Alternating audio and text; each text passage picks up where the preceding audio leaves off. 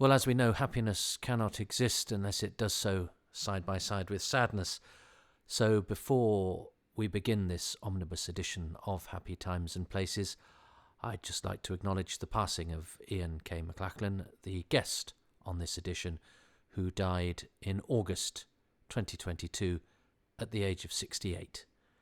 Ian, as you'll hear, was an enthusiastic advocate, particularly the early years of Doctor who spoke with great enthusiasm about those episodes that we cannot see, as well, of course, as those that remain with us, that he got to see first time round. So they always retained a little bit of magic for him.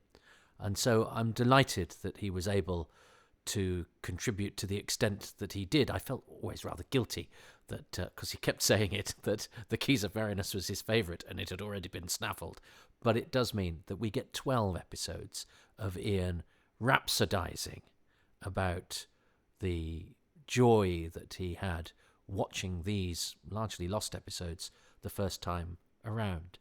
And while he was with us, they still lived a little too. And hopefully they will live on, as will he, in podcasts like this, which is why I'm thrilled to be able to represent these in omnibus form, but not all in one go. I've split the Daleks Masterplan into two halves. So we get 1 to 6 this time round, and then 6 to 12 the next time round. But our guide on this journey will be Ian McLachlan, who, as I say, we sadly lost in August 2022. I wouldn't dream of suggesting anything so lofty as this being a tribute to him, because he did far better things on far better products and in far more interesting ways. He was a writer, a panel interviewer, historian and a scholar, and he did important work outside of the world of Doctor Who too.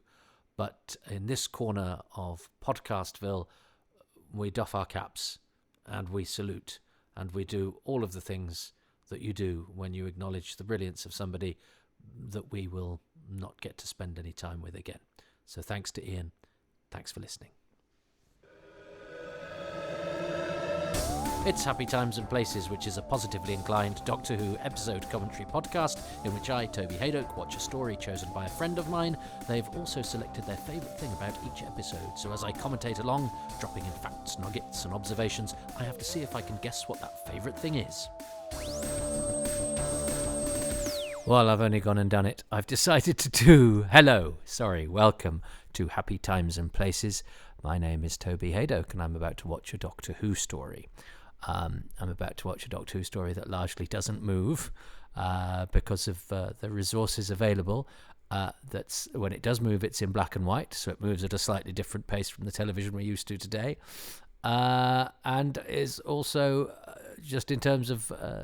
it's the movement of the storytelling takes place over 12 episodes, a record, right up until certainly a record when I first came to be aware of it in about 1983, when I got the Doctor Who Radio Times 20th anniversary special and the book Doctor Who A Celebration, where I first became aware of stories like the Daleks Masterplan, and that's around the time I also started sniffing around, writings about Doctor Who, and in fact, probably in a Doctor Who A Celebration, because I think there's a quote from a letter to William Hartnell to the fan Ian K McLachlan, so his name was a bit legendary. He's had a letter from William Hartnell, and that is who, because I've had the pleasure of meeting him only a handful of times at conventions and do's and things like that, but he's a name that it's a bit of a that is a bit reverent, and I think he is a reverend as well. I think Ian is a man of the cloth, but also a great Doctor Who historian. If you're listening to this, there will be a video version much later. It takes me a while to do those. And you want to imagine the voice, the face of the voice we're about to hear. Ian very much has the aspect of a cheerful Gandalf, a gnomic Gandalf, so you're missing out on the visuals. The reason I'm doing this intro is because Ian's intro I ask all of my guests to sort of to introduce themselves and to sort of give a vague, notion of why they've chosen the story. And then we go through the story one episode at a time. And at the end of each episode, after I've watched it, I will have chosen my favourite thing about the episode, and Ian will have chosen his. But Ian's introduction, because I had to check if it worked, and so I don't listen to the reasons. But one of the reasons to have the introduction is so that I can make sure that the clips work and that everybody knows what they're doing. So I've listened to Ian's introduction, and it's he goes into quite some detail and a bit of his historical perspective, which is very handy and very interesting. But it means it's a slightly longer. It's going to take us 7 minutes or so before we get into the episode itself. So that just might be a culture shock for regular listeners. But the beauty of this is each person responds to this challenge in their own way. And some people, give silly reasons. Some people give jokey reasons. Some people go into a lot of detail. Some people go into very short detail. And Ian gives us a big old lead in. But as I say, I have great admiration for these fans who were there right back at the beginning and who began the process of chronicling Doctor Who, of tracking down the programme makers, and of getting some of that testimony before it was too late, and for helping to shape our understanding of these brilliant, dark, early, unreachable days of Doctor Who. So let's go over now to the special guest for this episode, fan of yore, Ian McLachlan. Hello, I'm Ian McLachlan. I have been watching Doctor Who since the very first episode, but I didn't see the original broadcast of it.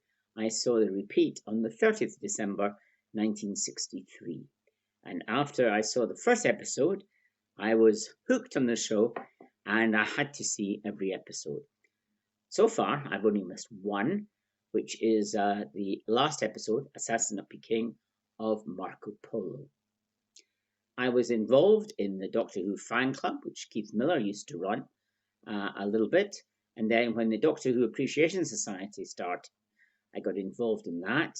I produced Cosmic Mask for a few years and managed to interview some people from Doctor Who in the years in the 1980s. Although I would describe myself as a fan, I would have to say that my favourite period of Doctor Who history is definitely the 1960s, and in particular, the Hartnell years. So when I was asked to choose a story that I could help Toby with his project, I immediately wanted a Hartnell one, and I was delighted when I found the Dalek Masterplan was still available to talk about. The Dalek Masterplan, I remember bits of it. I remember more than other bits, but I would say that it was the kind of Doctor Who story I particularly liked, because other favourites of mine were Keys of Marinus and The Chase, which meant that the TARDIS didn't stay in the same place all the time, but kept moving to various locations. I liked that, and particularly the Dalek Masterplan, which had an episode in the past, the Egyptian bit of the story, as well as the future of Earth, and it had more aliens in these 12 episodes than I had ever seen before. It's very much an adventure story, and I always saw Doctor Who as one long continuing serial. It didn't change from that until the Pertwee era, when stories there was some distance between adventures, but I like the unfolding story. One episode followed the other, and it was a continuing story. So the Dalek Masterplan was exciting. It was a real adventure story. You didn't know what would happen, and it was made in the period that John Wiles was a producer. And if you ask me who my favourite producer of Doctor Who was, I would have to say it was John Wiles, although I had great respect for Verity Lambert, who started it all off. I think the third season is particularly interesting, The stories are a very wide range of stories, and you never knew what was going to happen next, particularly with stories like the Dalek Masterplan, when you didn't know from week to week who would actually survive. So it was a very exciting story to watch. I never thought it was over long in 12 episodes. And it's interesting that nowadays people think that one of the best Patrick Troughton serials was The War Games, which was 10 episodes.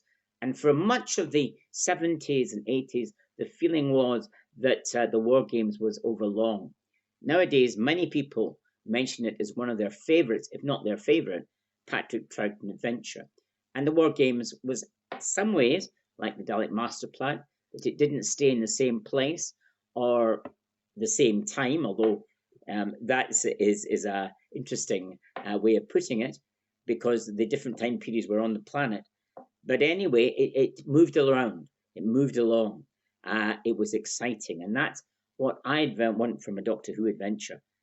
And the important thing is about the serials in these days is it was ended on a cliffhanger. Every episode virtually ended in a cliffhanger. Not all of them, but most of them. And that was one of the strengths of the program, because it was like these old Saturday morning serials at the cinema, where you had an exciting adventure, and then it was climaxed to a cliffhanger, and then the cliffhanger was resolved. It's interesting that apparently Dennis Spooner wasn't very happy about what Terry Nation did at the end of Coronas of the Sun and the Feast of Stephen. But that's, again, a very interesting episode, quite unlike any other Doctor Who episode there were.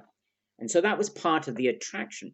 Another attraction with Dalek Masterplan was while we had returning aliens, i.e. the Daleks, in these early years, you didn't have a returning personality. There was a thought at one time that Ian and Barbara would make a cameo appearance at the end of the massacre. But that didn't happen, sadly. But there were you didn't get a returning character until the meddling monk, very interesting and amusing character, turned up quite unexpectedly in the Daleks Masterplan. So you had that, which was very unusual. And then the Dalek Masterplan overall had Mavic Chen, and I believe that Kevin Stoney won a special award for his playing of that particular character. A very interesting character, a very devious character. He wasn't interested in anything but himself. So that's the Dalek Masterplan. It was finally, the scripts were published in a two book set, and it was written by John Peel, which we had to wait a wee while till we got the Masterplan, but it was well worth reading. And the sad thing about that Masterplan is there are only 3 surviving episodes, and the episodes, all 3 of them, I think, show you what an interesting and well written and well performed serial that was. To me, while The Keys of Madness will always be my favourite William Hartnell serial, I would say that the Dalek Masterplan was my second. So thanks to Ian. It's McLachlan, isn't it? So I've already done him the disservice of pronouncing his name wrong. Fancy miss it. The one episode you miss of season 1 is the final episode of Marco Polo, which is the one story from season 1 that doesn't exist at all. Bless. So look, I've got a cup of tea. You might have just heard me sup that. I will try and keep slurping to a minimum because I know that's not desirable in the audio medium. I'm going to start an epic journey. The nightmare is about to begin. So I am watching the loose cannon reconstruction. I'm sure there are other ways to consume this episode. And I am going to press play. And the episode will begin in 3, 2, 1. So the Daleks Masterplan. Well, it's gosh, it took a while to kick in. That's the nature of the beast here. So yes, the Daleks Masterplan. I remember when I first read about it in either the Radio Times 20th Anniversary Special or Doctor Who Celebration. They were the two big educators of fans of my generation when it was Doctor Who's 20th anniversary and stuff really kicked in to mark that and it's what that year is what transformed me from being. Well, I still think I was pretty into it, but I think that sudden realization that there was a history. Well, I knew from the Target books there were old stories, but there was a history to mine and to imagine, and beyond those stories that were available through the Target books. Was it and I learnt about characters like Katerina, companions like Katerina. Now, I don't think she's really a companion. She joins at the end of the Mythmakers, but we'll get into that.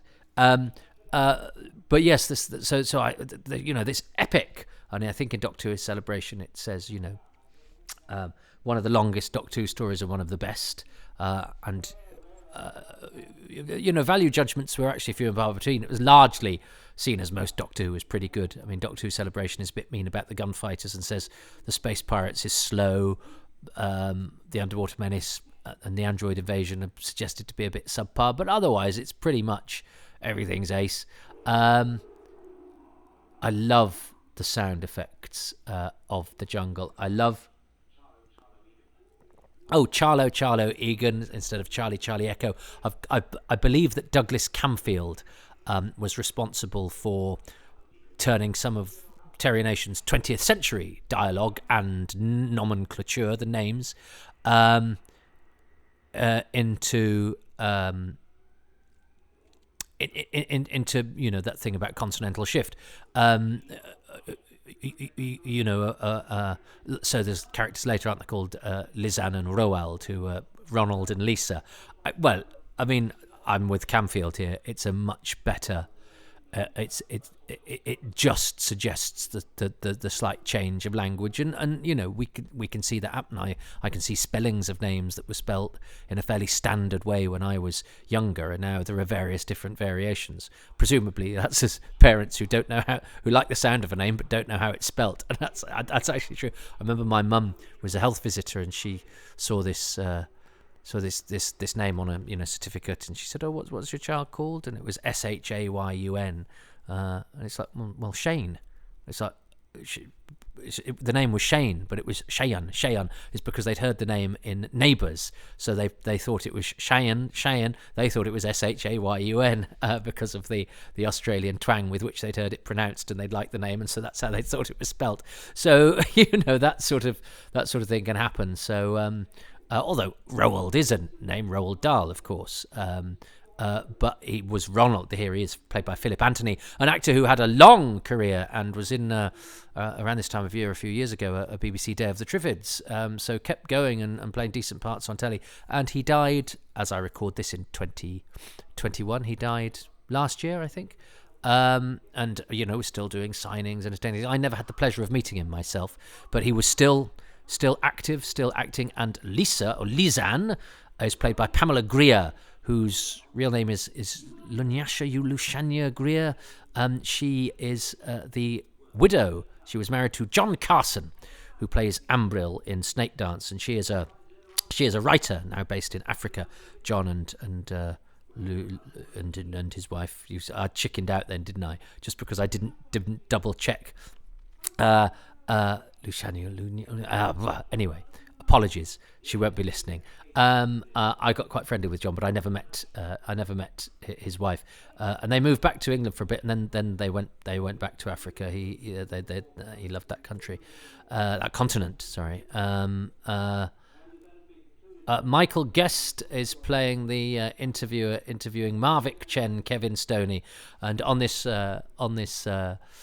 reconstruction, they have a sort of to represent Michael Guest. They've got a screenshot of him playing a Saxon in the Time Meddler, as he does. He was an extra in Quatermass in the Pit, actually, and sort of plays small parts in all sorts of things. I think he's a Mongol bandit as well, isn't he?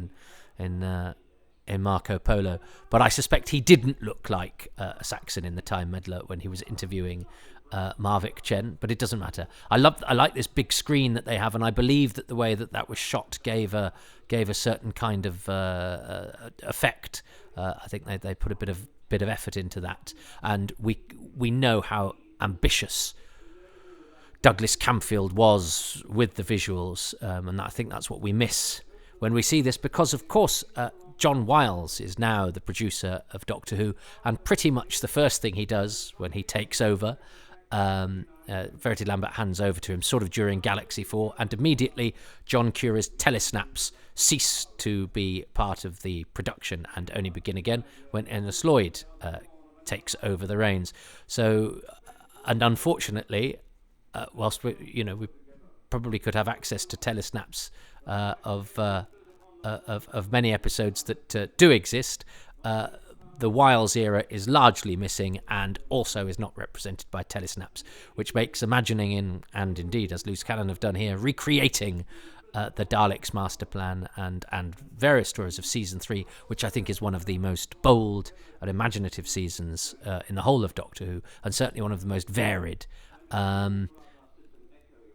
Rather difficult. So thanks, John Wiles, although not to take away the fact that he was quite ambitious in the stories he wished to tell, in the styles of stories. And season 3 is, I think, very grown up in terms of its sort of philosophy and its depiction of certain things. The Daleks Masterplan is interesting, and I'm interested in this journey that we will take. I love all of this space security agent stuff, the spooks, the X-Files, the sort of slight conspiracy theory, the idea that there's an Earth government and secret agents, and with names like Kurt Gantry and Brett Vion. I love all of that. I find all that sort of Terry Nation-y stuff, although I think they maybe had different names. Brett Vion was originally definitely not called Brett Vion,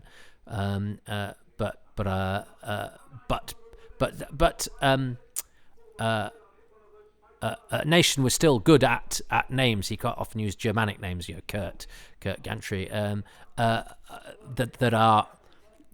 have a harshness or a slightly grown upness. I think if you've grown up with sort of Second World War comic books and things like that, which is why you have, he has his Dortmunds, doesn't he, and names like that. Everybody has pretty good names, I think, in the Nation stuff, which is why, where there's a weakness, where I think Ronald and Lisa and then Camfield comes in and helps out. I think between them that it means that all the names are pretty cool here. Brian Cant playing Kurt Gantry, very interesting for me as a kid, because by the time I had become cognizant of Brian Cant, he was a very cheerful, ubiquitous face in children's television. So then when I was reading "Get out or I'll kill you now," he says. And I believe, because there's a memo that exists in studio, as they are here, in a slightly different beard from the one he has on film in the material that still exists. But yes, it starts very dramatically. You've got these two guys. One of them's injured, and he says to the other one, "Go off or I'll kill you," and it's all, and Brett doesn't say anything. I love it, and I'm a real sucker for that. I'll stay behind, you go on. I mean, and in fact, I think I've probably mentioned this before, because somebody on my Patreon alluded to the fact that I must have, that's the way I want to go out, to stay behind and give everybody else time to escape. That's the way I want to go. So if that could be arranged, or to stay on the alien spaceship to crash it into the other alien spaceship while everyone else goes on the escape pods, but I'll stay to make sure it happens, to make sure nothing goes wrong, to hold off the guards or whatever. So we now have a piece of film, a glorious piece of film, which I first saw dubbed with "I'm Going to Spend My Christmas with a Dalek," the song, because that's how it appeared on Doctor Who The Early Years, a video cassette. Daleks The Early Years, which had the Dalek Masterplan episodes and all the missing clips all the existing clips from the missing episodes.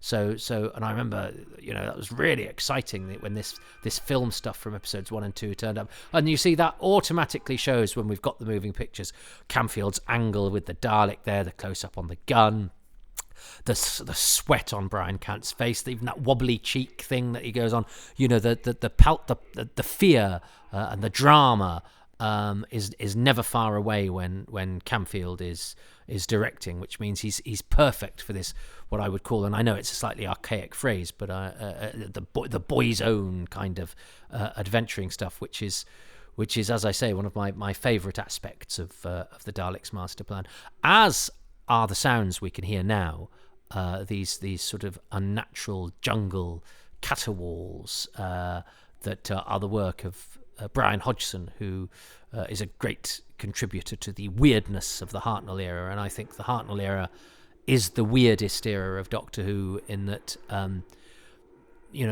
space and planets, and here we do have a shot of the TARDIS appearing on film, so that's another bit we have of the Dalek Masterplan. And I think that was first shown to me in a documentary called Resistance is Useless, that largely made me furious because it had a talking anorak, and showed, said things like, the show prides itself on its special effects for little money, and then showed the Scarrison, which was a special effect even the production team at the time had not been happy with. And you go, just don't take the piss. It's easy. You can either do a celebratory one or you can take the piss. Why take the piss? When this is supposed to be heralding a season of repeats, it's actually counterproductive, but also it's lazy and it's cheap. So I was furious. Although actually I noticed today I am actually Facebook friends with the voice of the anorak. I should interview him, Steve Steen. We know each other through because the world of comedy. Although I don't think I've actually met Steve, but we are online mates and we have conversed online, not about the anorak. And I don't blame him; he just took a voiceover job.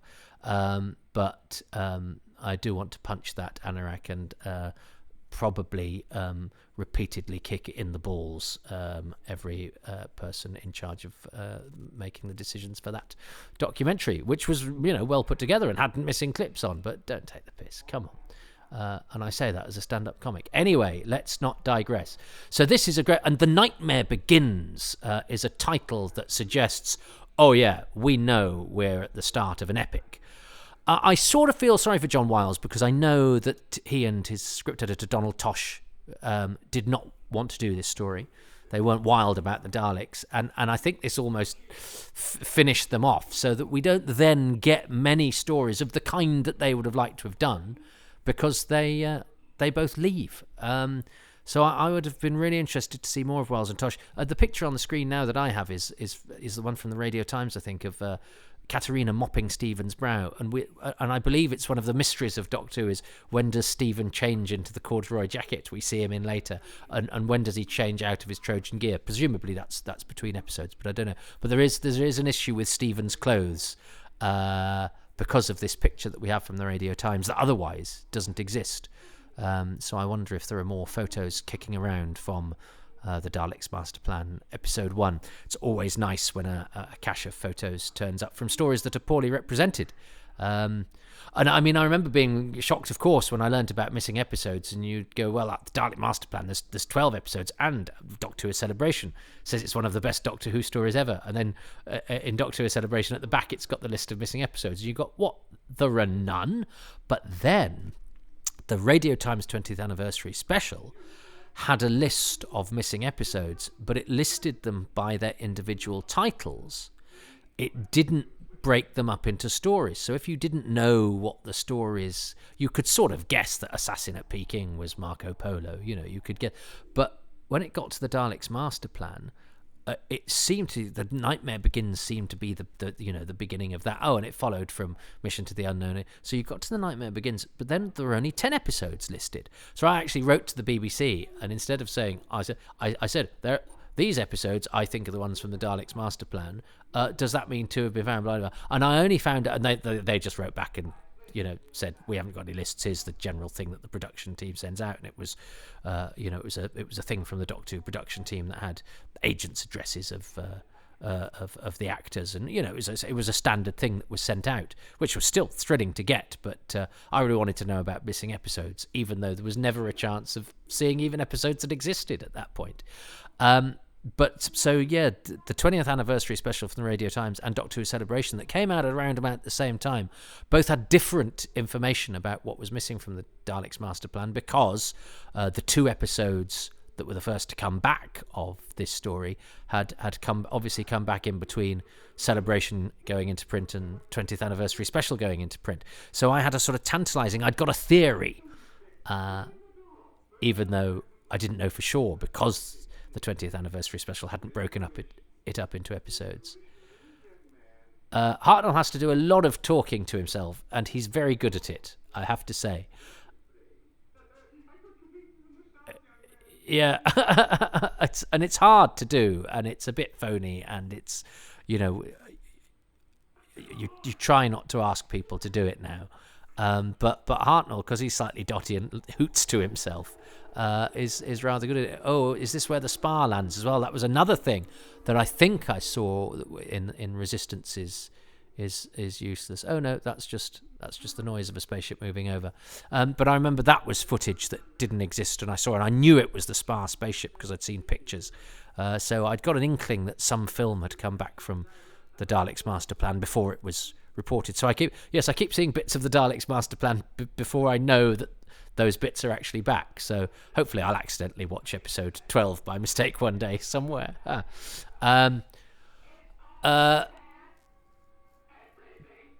But yes, so it's a sort of epic, and of course leading on from Mission to the Unknown, which is like a trailer that I've offered to other people for this podcast separately. So I don't know who's going to do Mission to the Unknown, which I like very much. Was an episode that I was introduced to very early in the Doctor Who archive in Doctor Who magazine, but I didn't quite know what the archive was. I didn't know what archive meant. I thought it was called Doctor Who Achieves, and I didn't understand what this was because it seemed to be a synopsis of a story that didn't have the Doctor in, and I didn't quite understand that, and there was no explanation. It just had the synopsis. So I learned much later. Obviously, it was a trailer. It's a sole episode without any of the TARDIS crew. But yes, so the TARDIS crew are Katarina, who for ages we had no moving footage of at all. And when I first read about Katarina, here she is. She, I thought she joined in the Mythmakers, it said. So I assumed she was a character in the Mythmakers who the Doctor took with him. But as with Dodo, who follows, the companion isn't actually part of the story that they join in. They just sort of wander in at the end.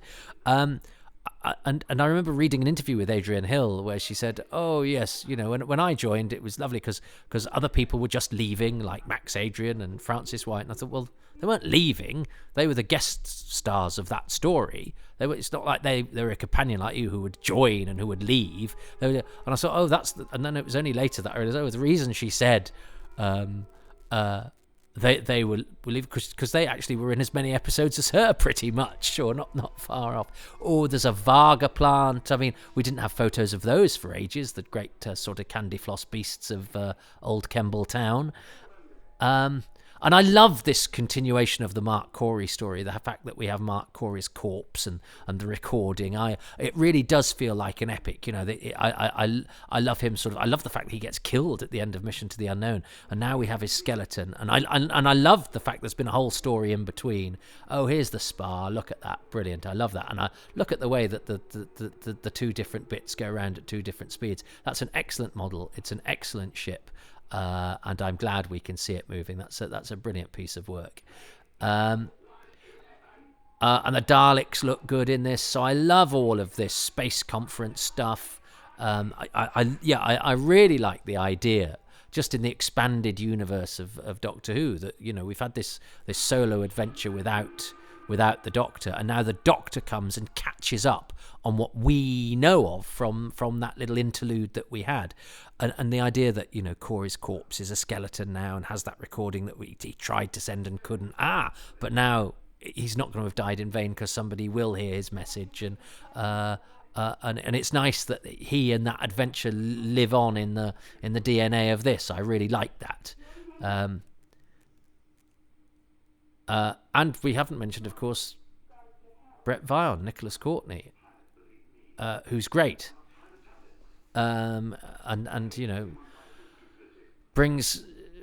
comes to the beginning of his association with Doctor Who. And I remember his picture being in Doctor Who A Celebration. It's like, oh gosh, Nick the Brigadier was in Doctor Who before, so he really has worked with every Doctor, which he had at that point.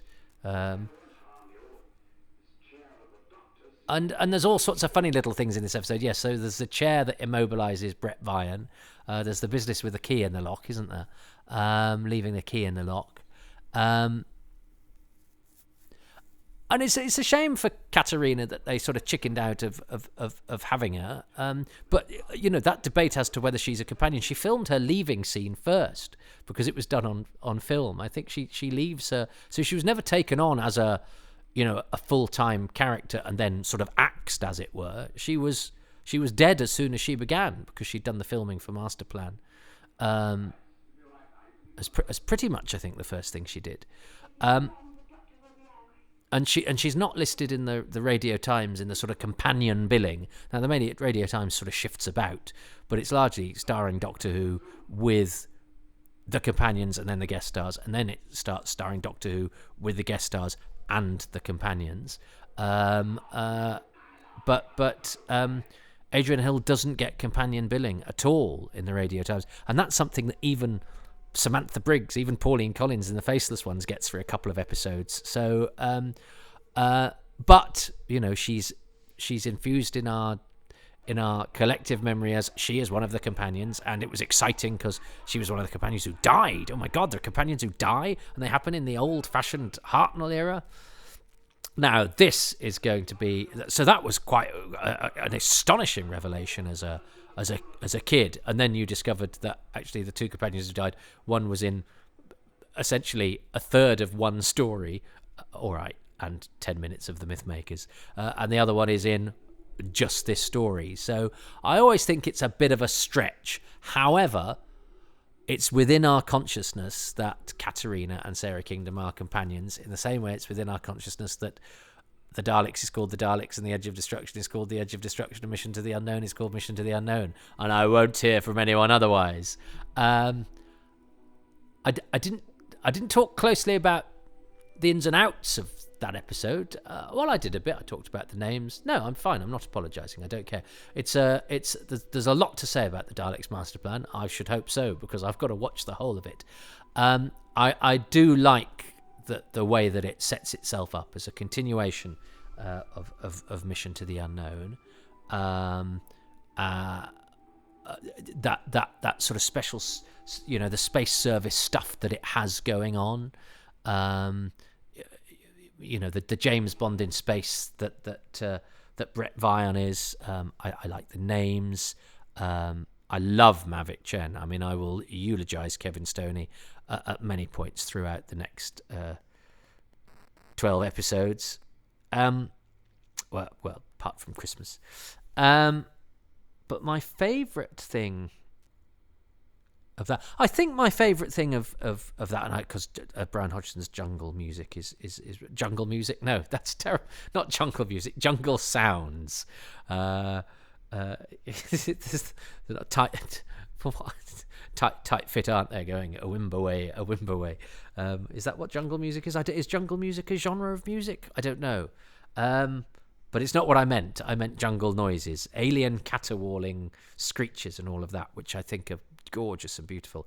And as I say, Brian Hodgson is one of the great undersung heroes of Doctor Who, particularly the work in the 60s, where I think the show has a very strange and unsettling approach to the way it tells stories of outer space. Outer space is dangerous and weird and strange and unsettling. And I think as we've got used to science fiction, the program makers have taken sort of alien worlds in their stride, whereas I think in the Hartnell era, they're not. They're still a bit weird and off-putting and slightly strange and I think it's partially because we can't touch and feel and see some of these episodes, and the pictures that we have are, we can't quite get a handle on what they look like, but it does. All the sets have slightly of some of their sci-fi stories in the Hartnell era. The alien trees are a sort of odd shape and they're a slightly weird thing, But I think the thing I am going to choose as my favourite thing for episode 1 is that this is a continuation of a Mission to the Unknown, and that we have this space security agents, and that we have Mark Corey's corpse, and that this feels like it's the beginning of an epic set in this sort of wider, big world of universe of galaxies and different planets and sort of scale. I like all of that. If Ian gets anywhere close to that, I'm going to have the point. But I suspect he won't, because it's quite a nebulous thing I've chosen.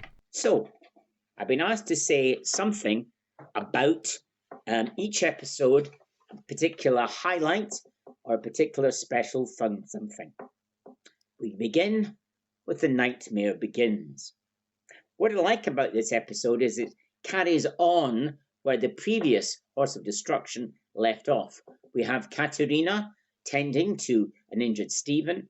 It was a shock that Katerina suddenly appeared on the TARDIS in the previous episode, and it was a bit worrying that Stephen was injured, and could the Doctor help him? Could he find some way of helping him? William Hartnell's Doctor was many things. One of the things, he didn't get things right all the time, and he was looking for some way of helping his injured Stephen. And I thought it was interesting that Stephen was made better, not by the Doctor, but by Brett Vian. And what I like about this episode is the thing was the Doctor didn't come to the rescue in this one. It was Brett Vian. I got really excited then when he said, the thing I like about this episode is it the continues on from, I thought he's going to say Mission to the Unknown, the Horse of Destruction, which it does. I mean, one of the things that was a big surprise to me when I first started, when I first saw a William Hartnell story, when I saw An Unearthly Child, is, that episode 4 ends with a cliffhanger into the next story, and it really was, an adventure in time and space.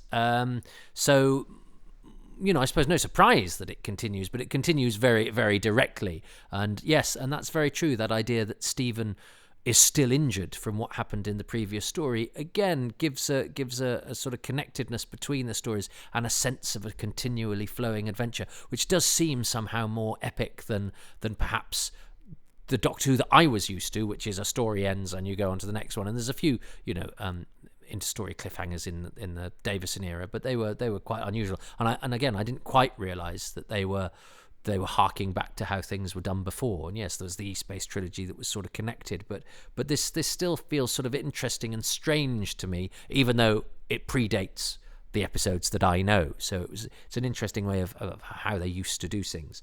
So that's a good choice for me, and I was almost going to say I deserve a bit of a point for that, but then he started talking about it was Brett Vian that cured Stephen, which is a good point, and a lot of that interaction that I'm afraid I talked over, the interaction between those characters in the TARDIS. So I can't have a point, but I think Ian makes a very good point about the interconnectedness of the stories and the flow of it. It's a very good, strong first episode. That's The Nightmare Begins. It's aware it's on the way to an epic. If you've heard some sort of noise in the background, by the way, that is my dear friend and dog Bernard, who's having a bit of a snore. So he's obviously decided that 12 episodes is not going to be his bag. So if you've heard a little bit of what sounds like an engine running down, that's a cockapoo in the land of Nod. Well, look, I will return with episode 2 of 12. We're in it for the long haul, people, of the Dalek Masterplan, in the company of the great Ian K McLachlan, next time. Well, welcome. It's episode 2 of this epic trek. I am taking with Ian K McLachlan, veteran Doctor Who fan, whose voice you've just heard, introducing himself. He's one of the earliest fan names I ever read, and he's probably met more people from the dawn of the show than I could even count, to be so envious about. You often hear his voice on, if you see a DVD extra where somebody like William Ems is being interviewed on stage, it's probably Ian doing the interviewing. So what a pathfinder. But let's see what he, and indeed what I, and maybe what you, make of episode 2. It's the Day of Armageddon. What a title. I'm on episode select on the Doctor Who Lost in Time DVD, still available from all good DVD shops. And I am going to play, I'm going to press select in 3, 2, 1. Well, how exciting is this? I'll tell you how, because when I was a Time Tot, this was a missing episode, and this very disc that I am watching I mean, I would have ordered anyway. I love an orphaned episode. I never quite understand people who say, I'd like episodes 1 and 4 of The Invasion Back, or episode 3 of The Web of Fear before anything else, because they would complete a story. No, I would like a fragment of a story we have nothing of. And Masterplan would benefit from a couple more fragments, because it changed location, and I think we could do with some bits from later in the story.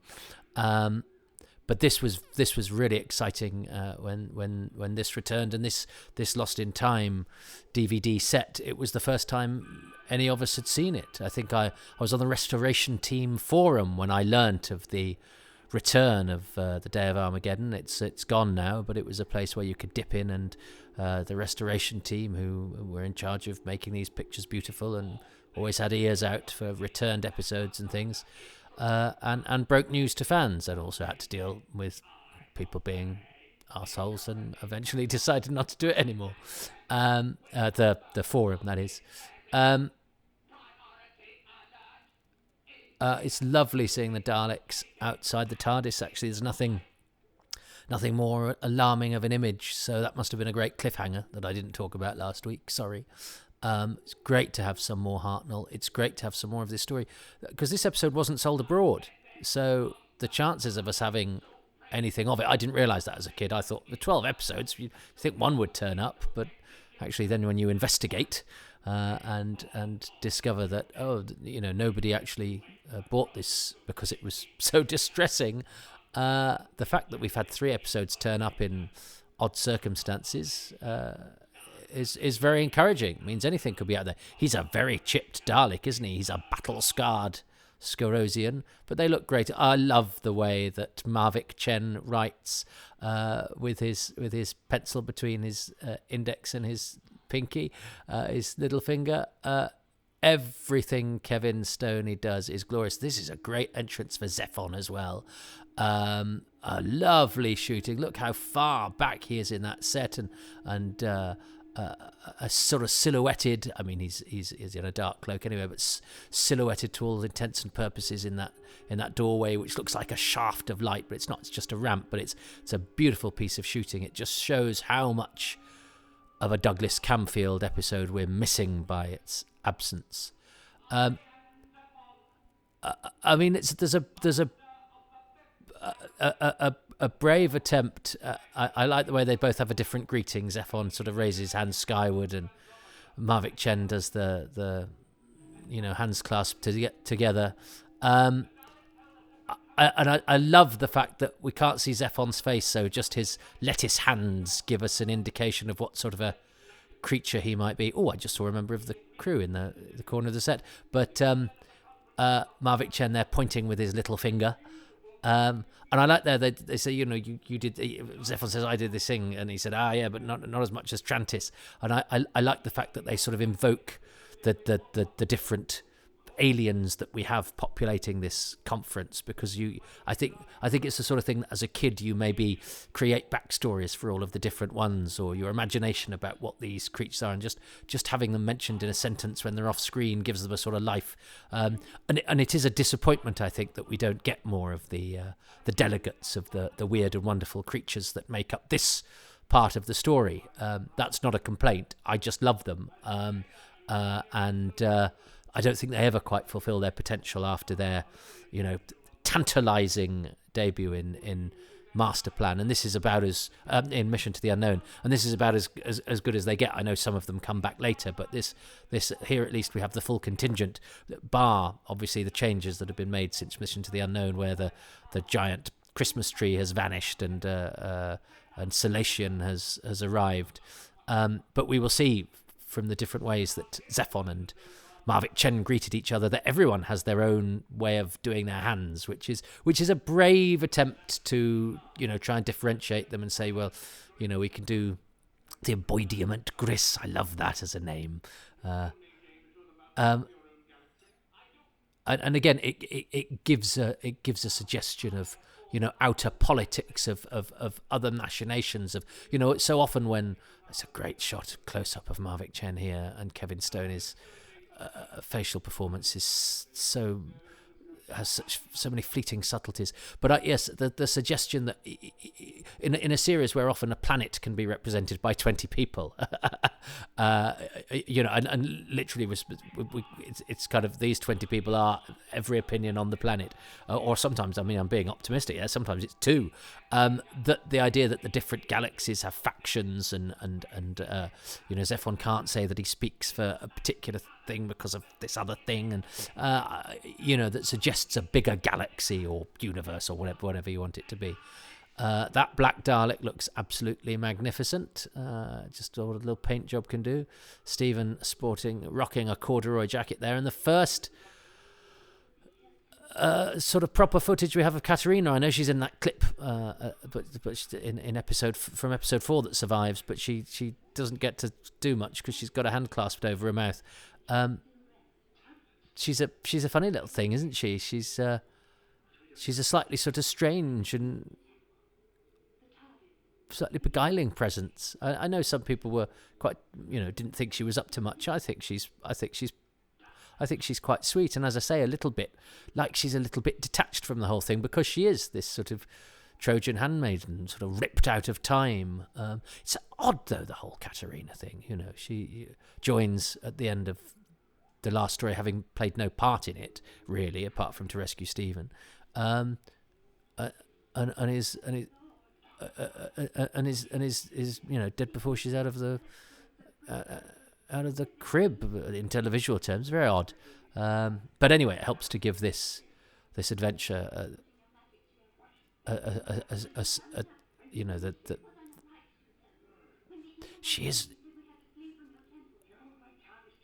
Yes, it is a strange performance, but I quite like it, and I like the way that William Hartnell's Doctor is with her. He's very, slightly paternalistic, which I know is, means slightly different things these days. But here he's sort of comforting, and especially as a Doctor, can be quite sort of crotchety and cross. Although I don't think Hartnell's Doctor is ever as crotchety and cross as the character of Legend. As well, I know he gets stroppy sometimes, but. He's slightly, I suppose he's impatient, but he's not unpleasant. Handsome, lovely Nicholas Courtney as Brett Vion.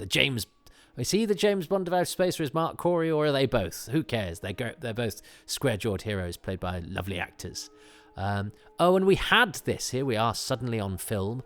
Gosh, this is really good quality on film, and you can see the shadow on the backdrop of the ferns there, but these pyro flames are superb, and we had this for a bit, and this was it was almost a shame an episode turned up that we'd already got bits of, but not really. But yeah, I remember when I first saw this clip on Daleks the early years, I was quite impressed with how long a clip it was, and this is great. This is just an extra bit of, and I think, if you're a kid, again, that you live with the suckers, you don't mind them. And that's good use of lighting there, because Brett's back in the studio. But to have different editions and to have flames, I mean, it's a big deal. That's why they have to do it on film. But it's a lovely sequence, and yeah, the fact that Stephen is injured again helps to add to this kind of, the stakes are high when they're on the run. It's not quite like the chase where time is against them, but here it seems that with people able to die and get injured and all of this sort of thing, and we know we lose people, it just seems more adult in a way, or grimmer, and that's what I kind of like. But I also, Doctor Who must never lose its sense of breathtakingly exciting adventure and fun. But I think when it decides to do grim in the way that it balances the stuff here, because there's enough humour in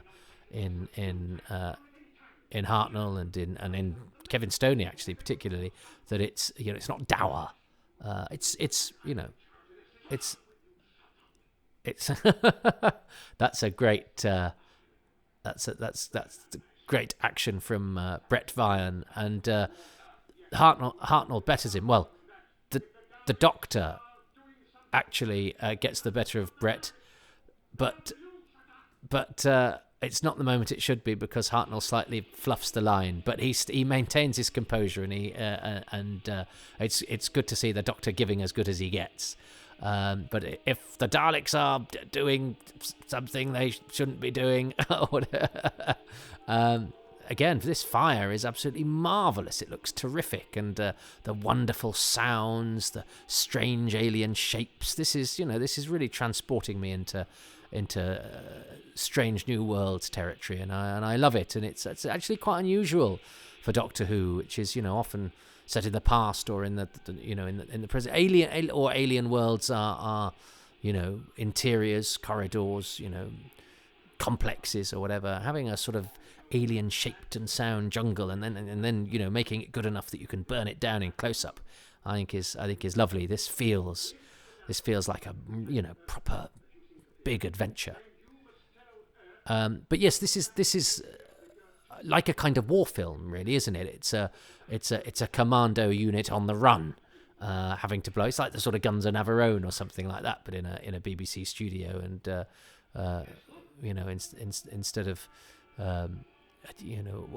what a base or a dam or a place in the Alps, a castle full of Nazis. There's a base down there with the Daleks and their strange bunch of allies.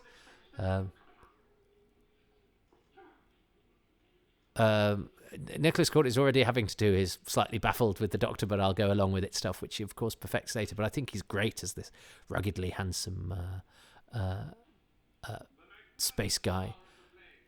The lighting here is absolutely stunning, suggesting the flame playing on the lips. There's the sort of air of purred, quiet amusement that Kevin Stoney has is glorious,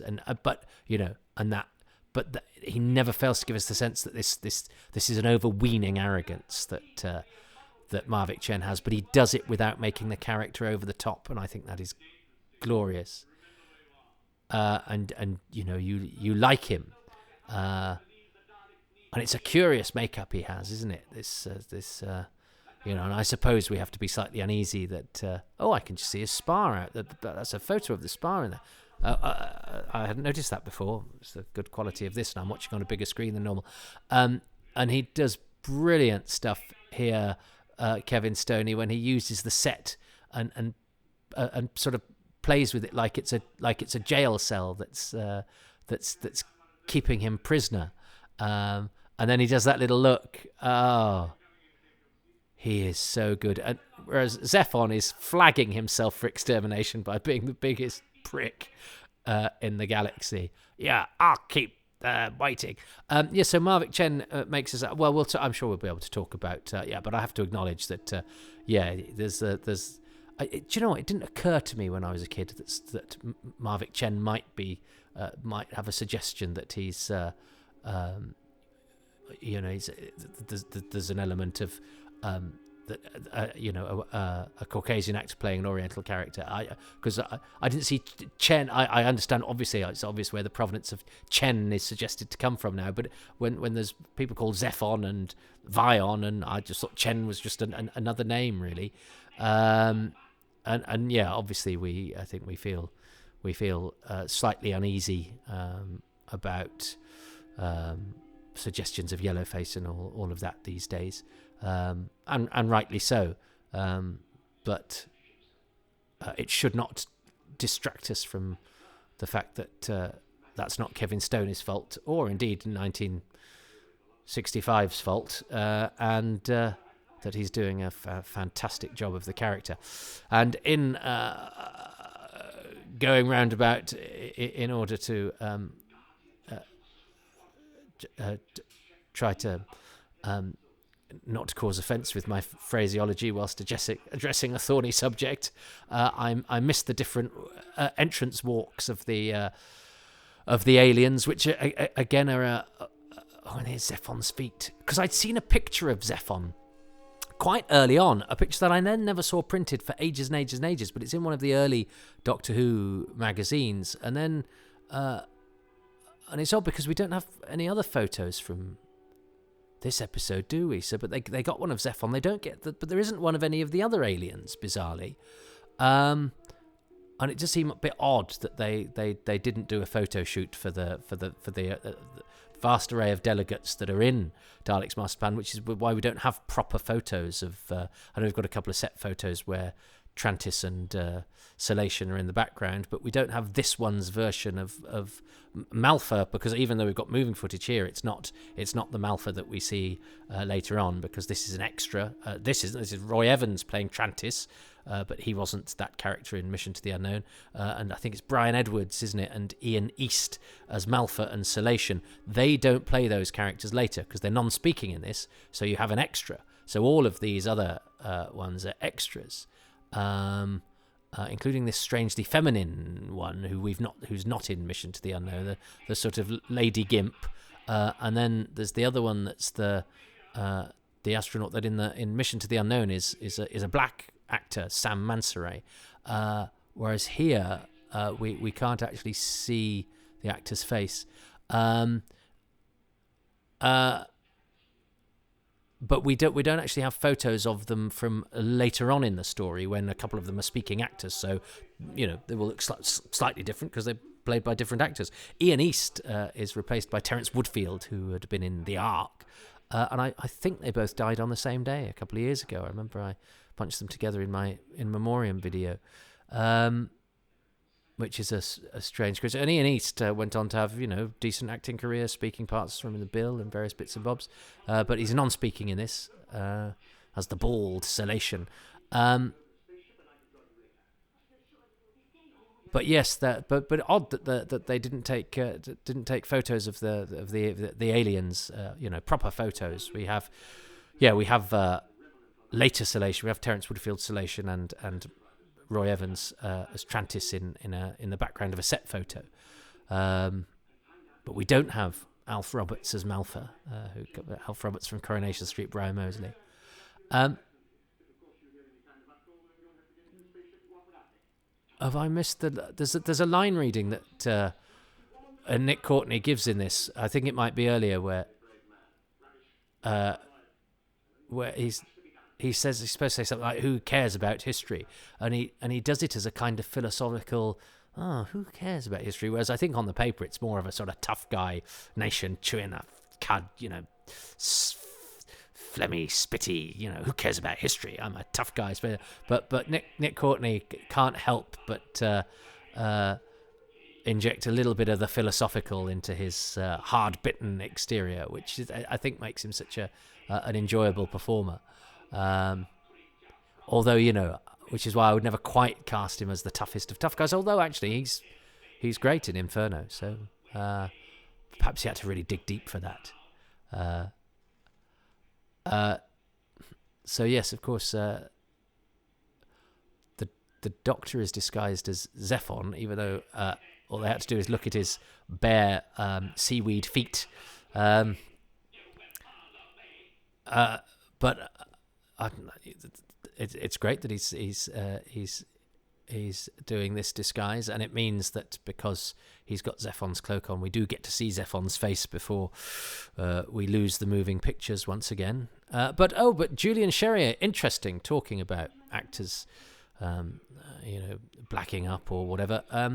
Often Elroy Josephs as Jamaica. Well, he's referred to as the first black actor in Doctor Who, but actually the first black speaking part for a credited actor is Dwight Wiley in the War Machines, because he's playing himself as a radio announcer. But there are black extras, and Sam Mansaray probably has a line in Mission to the Unknown because they all say agreed. So he could count if you want to. I never like things when somebody asks a thing, as how many actors did this or who's the first actor to do that, when people don't do credited actors, because that just muddies the water. You're talking about extras, and I think for sort of statistics and things like that, you have to draw the line with actors who are playing a credited part and actors who are hired, because extras are hired under different circumstances and all of that sort of thing. Anyway, so sometimes people will ask me a thing online, and I'll, which actors did this? And you go, blah, blah, blah. And somebody goes, aren't you forgetting blah, blah, blah, who played an uncredited thing? No, I'm not forgetting. I'm just drawing a line. But But thanks for trying to outwit me when I'm helping somebody in my spare time. Oh, I'm not bitter. I'm not. I just find it slightly irritating, and I'm allowed to say so. I love the blackness of the Daleks. The Daleks are such a cracking design. But Julian Cherrier, yes, who plays Zephon, was of Indian origin, yes, look, they all have different ways of. Again, this is Douglas Camfield sort of being. Oh, and I like the fade between the two tables. You know, they all hold their hands in a different way, or they bang their table in a slightly different way, so that each alien has a different movement. Nowadays, we've got choreographers sorting out all of that sort of thing. But then it's just like, right, you hold two fingers in that way, you put one hand forward, you slightly waft yours. And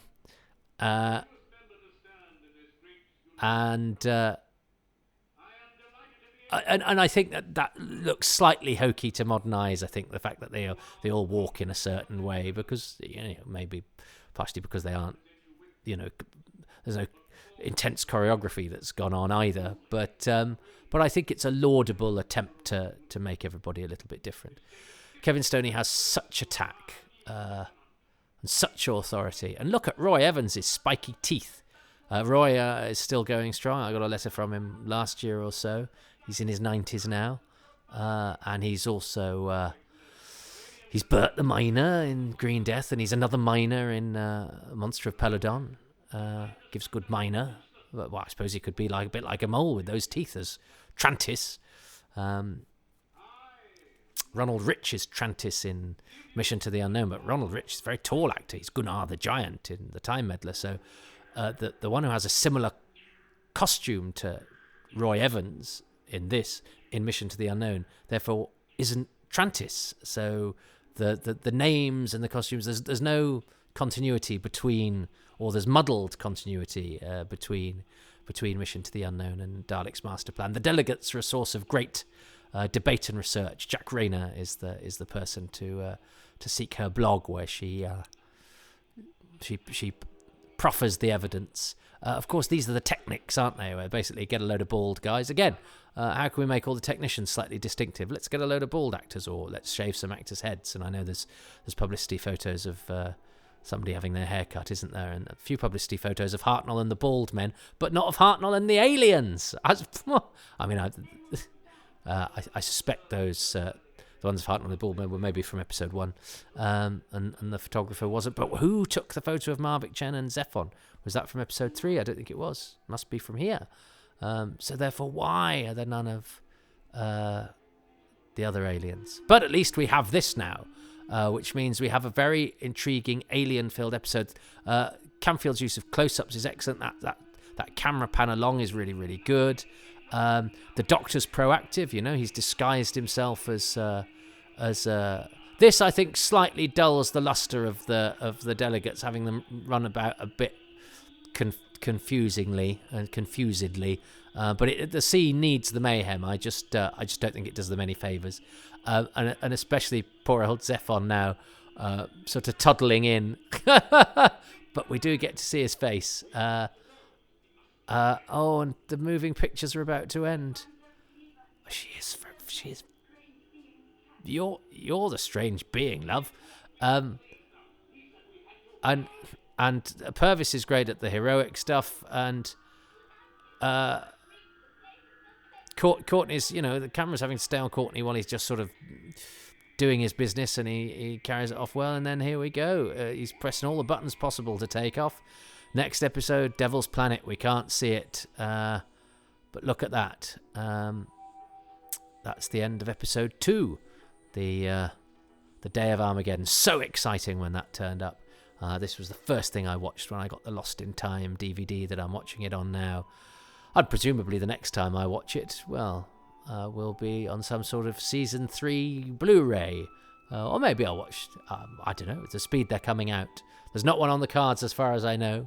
It's a while since I've seen this. So look, it's probably as long ago. I consider this one of the more recent discoveries as well. But of course, there's been quite a few since. What's my... I think I'm gonna have to invoke Marvick Chen sooner rather than later, just because if I do it before Ian, I still get the points if Ian does it a bit later. So if I choose something before Ian chooses it, I get the point. That's only fair, because if he chooses something, I can never choose it in subsequent episodes. So I think I'm going to play this joker early. Well, it's not a joker. It's just that somebody's bound to somebody. Ian is bound to choose Marvick Chen at some point, and I'm not cheating. He's so good in that. I mean, I love the alien delegates. I love that shot of Zephon and that brilliant set, and the lighting. The lighting was superb in that episode. But I think I've got to take Chen for all those lovely deft little things that Kevin Stoney does. So Marvick Chen and Kevin Stoney, because I know that Ian will choose that character and that actor sooner rather than later. So where are we with episode 2? Ian, what you got for me? So Ian, on episode 2, what's his thing? Then episode 2, Day of Armageddon. I particularly like the scene in that episode, which thankfully survives, when the delegates go down the ramp one by one. And you see all these aliens. Now, we saw some of the aliens before in Mission to the Unknown, but in this episode, you see more of them. And what's particularly interesting is the music, the eerie music, which is played. Now, music has always played a big part in Doctor Who. I think when the Radiophonic Workshop took over using the incidental music in the early John Nathan Turner era, it was good. But I think that the early episodes had very eerie and spooky music, and that really added to the program. So the second episode, Day of Armageddon, I would say the delegates coming down the ramp and the eerie music. Yeah, it is a brilliant scene, and I was getting tongue-tied, sort of acknowledging the fact that Kevin Stoney's makeup and the conception of Chen may be awkward to a 21st century audience, which just goes to show. I don't know what it goes to show, but I got distracted. I suppose it's important to point that stuff out. Although, is it? Because I trust your intelligence, and I know you probably know that, but I'm sort of programmed to do it, which isn't a bad thing, I suppose. But I'd have had more fun talking about the funny aliens and the lovely music. But there we go. Well, look, that was episode 2. And I was close to choosing the aliens. If I'd chosen the aliens, would I have been allowed that? Well, he did specify the music as well, so maybe I wouldn't have been allowed that anyway. But I still think I sort of narrowly missed out on a point there. But if he chooses Marvick Chen later, I think I'm going to get a point, but I also lose a point, because if he chooses Marvick Chen in, say, episode 6, well, whatever I choose for episode 6, I'm not going to get a point for. I'm only going to get a retrospective point. It's very confusing, isn't it? Anyway, we'll take a trip to the Devil's Planet next time, and the pictures have stopped moving again. But what a thrill that we can see the Day of Armageddon. Well, welcome everybody. I'm recording this on New Year's Day 2022. Patrons will be hearing it about a week after that. Non-patrons, oh my God, the sun is probably shining when you are. But that's the deal. This isn't a current affairs show, and I like the patrons to be far ahead of everybody else, because it justifies their kind patronage. But also it means my turnover for them has to sort of race along and be almost live. Anyway, it's been a while since I watched the Daleks Masterplan, because Christmas came and went. I had a vague, naive notion that maybe I'd be watching the Daleks Masterplan at the same time as it went out. So, episode 7 on Christmas Day, episode 8 on, around New Year's, around New Year's. And I've got to episode 3, and both of those events have gone. The best laid plans of mice. We'll see what happens to the mice in episode 5. And Toby's. So, listen, so I just watched a New Year's Day Dalek story that I very much enjoyed. Eve of the Daleks. So now we're going to go to the Devil's Planet, episode 3 of the Daleks Masterplan. And my guest is Ian K McLachlan, who will be giving his verdict on his favourite thing of this episode, which is not an episode I know terribly well. I am watching the Loose Cannon Reconstruction, and I am going to press play or select, because I'm on the menu, in 3, 2, 1.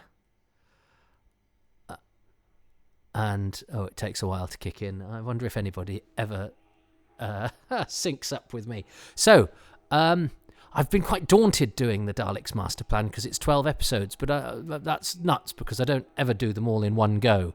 But it is an interesting story. Interesting alert. I need to give £1 to charity every time I say the I word because we've discussed that. I'm going to get even less I if I keep repeating myself. There's a lovely picture of Katerina that we've got, so she starts the action. Peter Purves is very good at this high, sort of dramatic stuff. So I've got a reconstruction of that. These opening moments, even though I sort of know what they look like based on last week's, but clearly when this recon was done, whether the episode was restaged or not, they'd have probably had a go at using at least some of the pictures from it. I don't know offhand whether, because obviously sometimes the episodes were restaged and sometimes they were played in from a film recording done last week, as they're on the set here anyway. And it was a sort of actiony bit. I suspect they probably redid it to go straight into the action. I've recently been having trouble trying to reconcile the episode ending of episode 3 of the Daleks and the beginning with episode 4, because episode 4 has more material in it than the end of episode 3, and we're trying to work out whether episode 3 originally had some of that material and was cut because of damage to the tape or for timing or whatever. But that's all in one of my other podcasts. Too much information. I love this Dalek design, and these scenes are very nicely done in the recon, and they've got some of the blobby signal howl around on their scanners. I like it, the idea that the Daleks are sort of watching rejected Doctor Who title sequences. I would have used that bit. That looks more like time and space to me. And I don't know, I like these scenes I like black and white scenes with Daleks chatting to each other, and I like that. That's quite chilling, that musical sting that's used quite a lot in this story.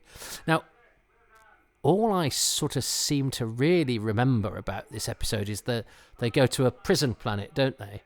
And there are some hairy convicts, and they're hiding from things called screamers. They're called screamers, which I suspect is basically a couple of feet, swooping into shot and actors looking scared. Did they do it a bit like that? Hey, I've encountered a few screamers myself, boys, and other jokes like that. Remember, I'm from the 1970s, when you could. Where are these stills from? When you could do jokes like that, and now, of course, you're able to do them slightly ironically, as if to take the mickey out of them, whilst doing them at the same time. It's called having your cake and eating it. I might turn the sound up because where's this girl from? She's from the past, which is why we decided she wasn't going to work as a character and wrote her out very quickly.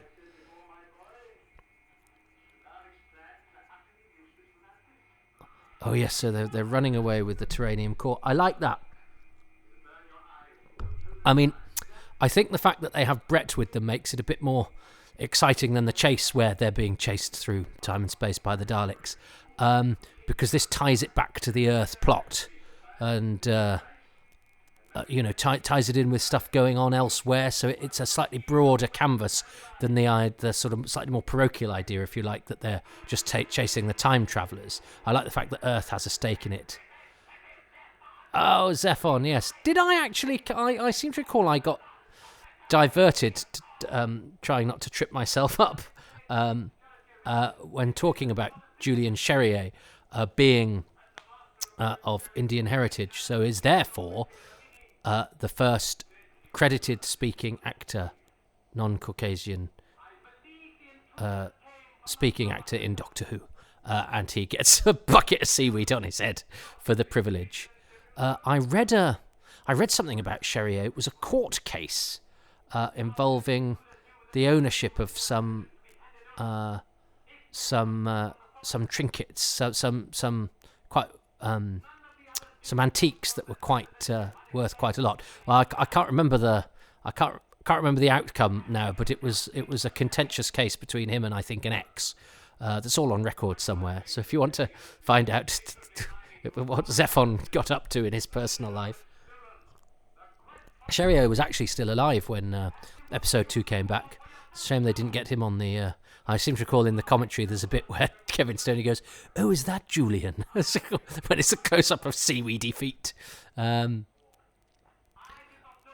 sure Peter Purvis said that Kevin Stoney didn't recognise him when they did the commentary because Kevin was so old. I never had the pleasure with Kevin Stoney. What a wonderful, wonderful actor. And we can see in this reconstruction it's got the aliens from Mission to the Unknown in the background as opposed to the aliens from the Dalek Masterplan, because I can see currently a Malfa in the Robert Cartland guys, which would not have been there.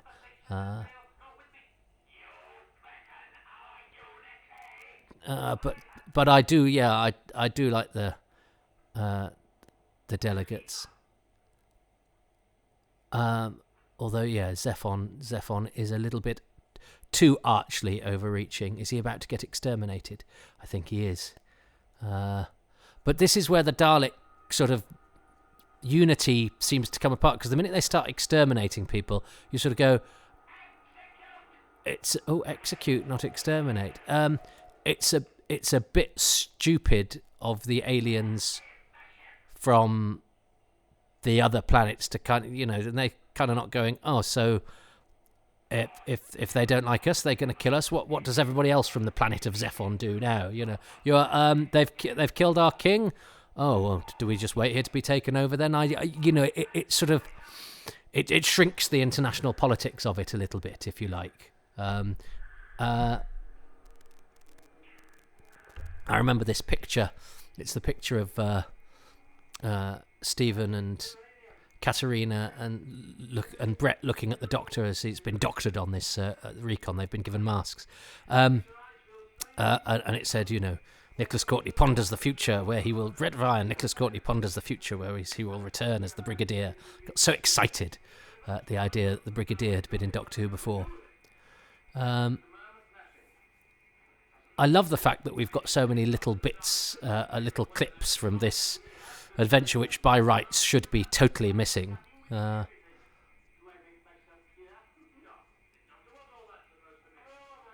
there is a sense of... there is a sense of threat, that they're on the run. They're quite desperate, and they're going to the planet Desperus, which I wonder what has it always been called that. Where should we keep our prisoners? Well, there is a planet called Desperus. So should we give it some nominative determinism, or was it? It was called the planet Innocuousness. And then they threw all these prisoners on it and rechristened it.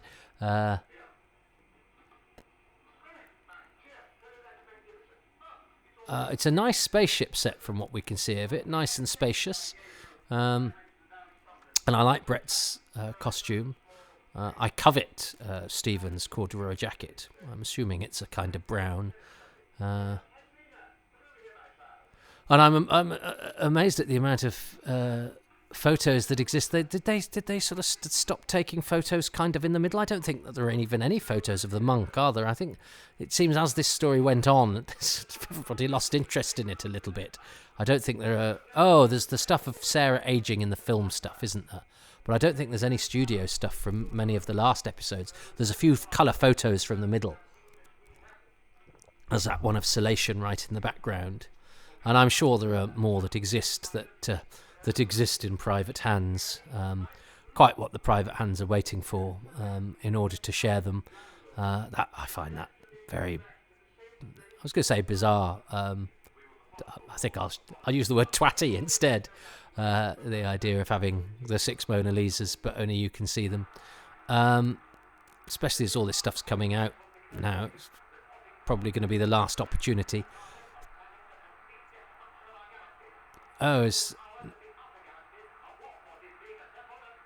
Now, yeah, it's a different Mark Corey voice, isn't it? That's Peter Hawkins rather than Edward D'Souza, and I think the message is slightly different.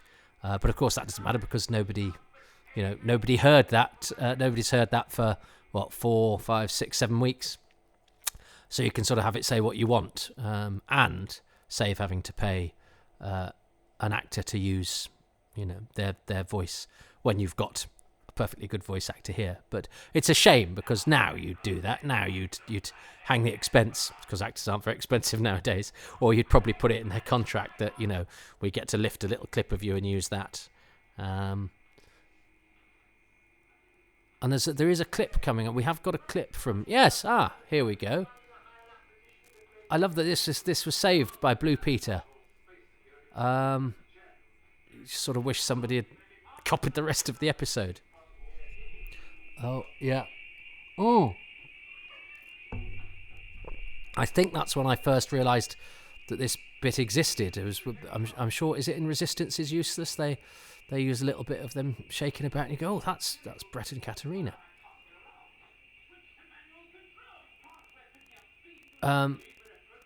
So we actually had this before we had episode 2, but I guess Katerina doesn't say anything. Is that, or she doesn't say anything that we can see. So this was all we had of poor old Adrian Hill, apart from the clip from the next episode just before her death. She's. There aren't any guards and warders. Yeah, it's a pretty grim penal system.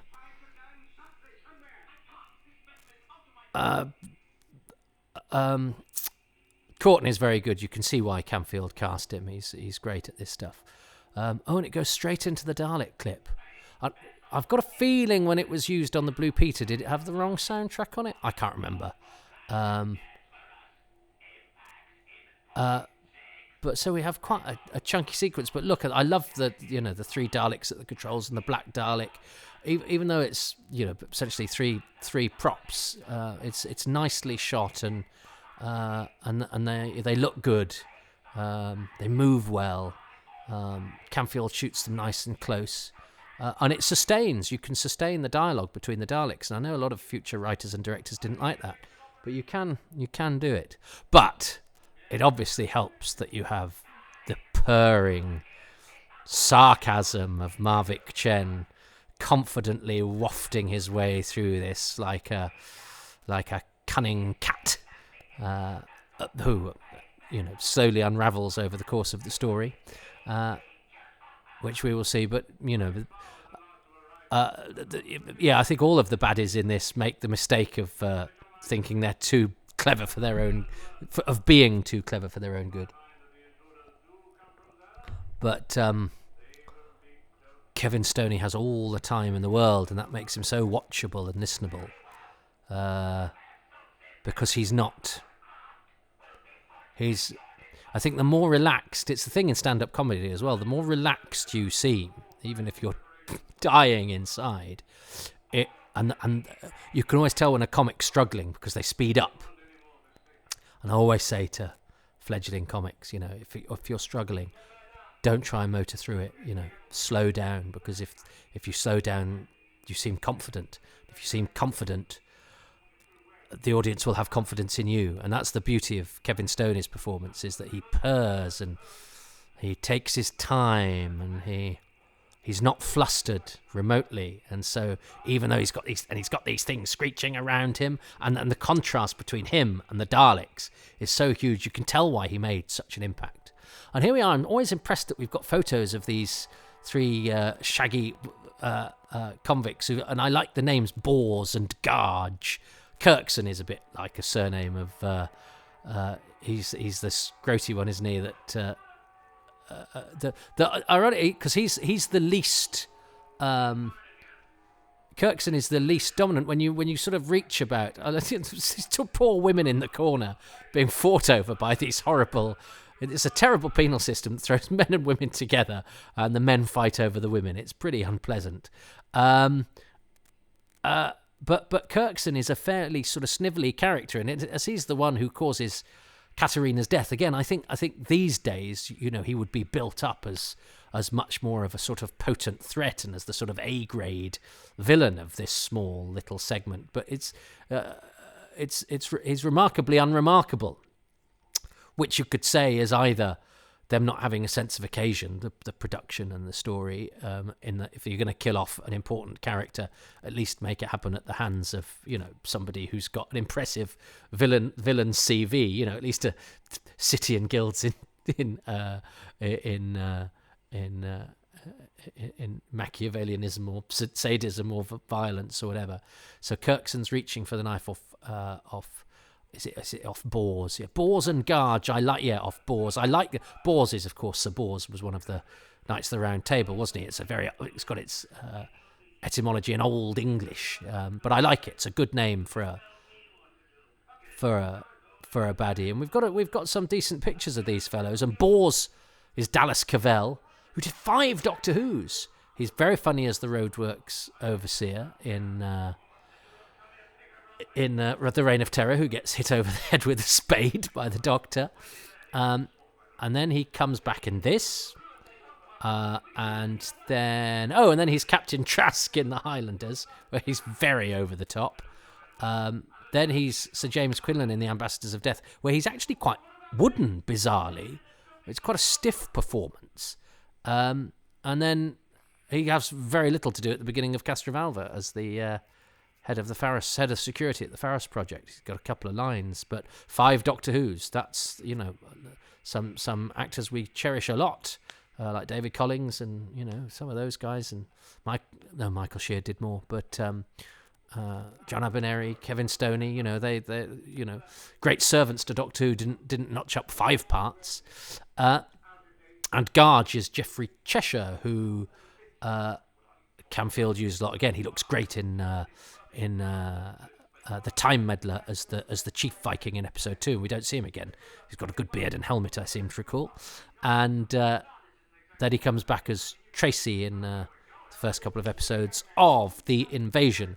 And he's a Roboman leader in Daleks Invasion Earth 2150 AD.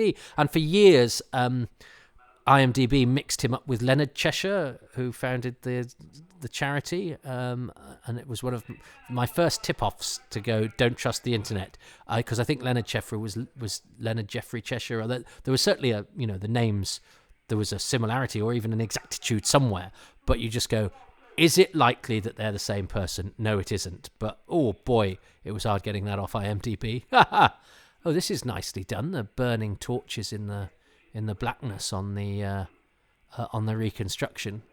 There really is a lot of invention in how they do this. And I like this. This is sort of darkness and nighttime on the planet. And we've set this planet up as this horrible place where these not very nice people fight over weapons and you could die at any minute. And obviously we know our heroes have something, an escape spaceship, and all sorts of goodies on board that will be appealing to these obviously dreadful people. That I like that.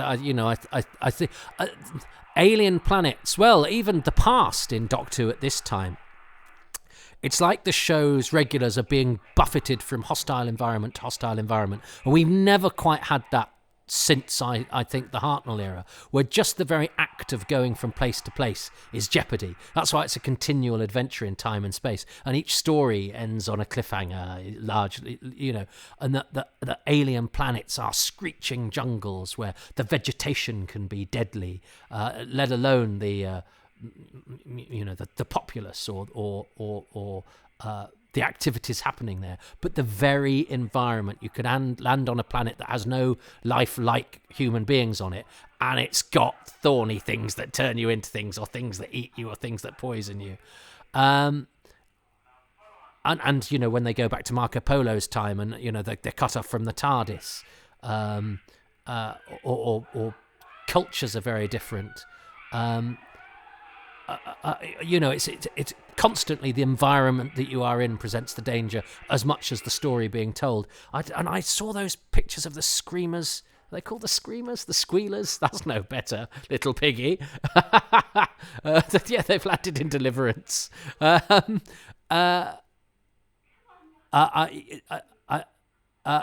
I saw those pictures quite late in the day. I don't quite know where they came from. So these recons are a very nice source of obviously the pictures that we have, many of which, as I say, there weren't that many pictures flying about of the Daleks Masterplan. I think it would be amazing to watch the whole thing moving. It's a compromise, no matter how. But this is done very well, I have to say. We've got some nice back shots there of the Doctor and Katarina. They've done very well with Katarina, seeing they had so little to go from. And Hartnell seems, pretty in control of his faculties. He gets less and less to do as the story goes on. This will be quite alarmingly in evidence, if I recall. But I like this setup. Bors and Garge creep through the undergrowth. They're pretty unkempt, sort of shaggy men were quite a thing as well in the 60s. I'm thinking Francis de Wolfe in the Keys of Marinus, and obviously the cave people in the first story. And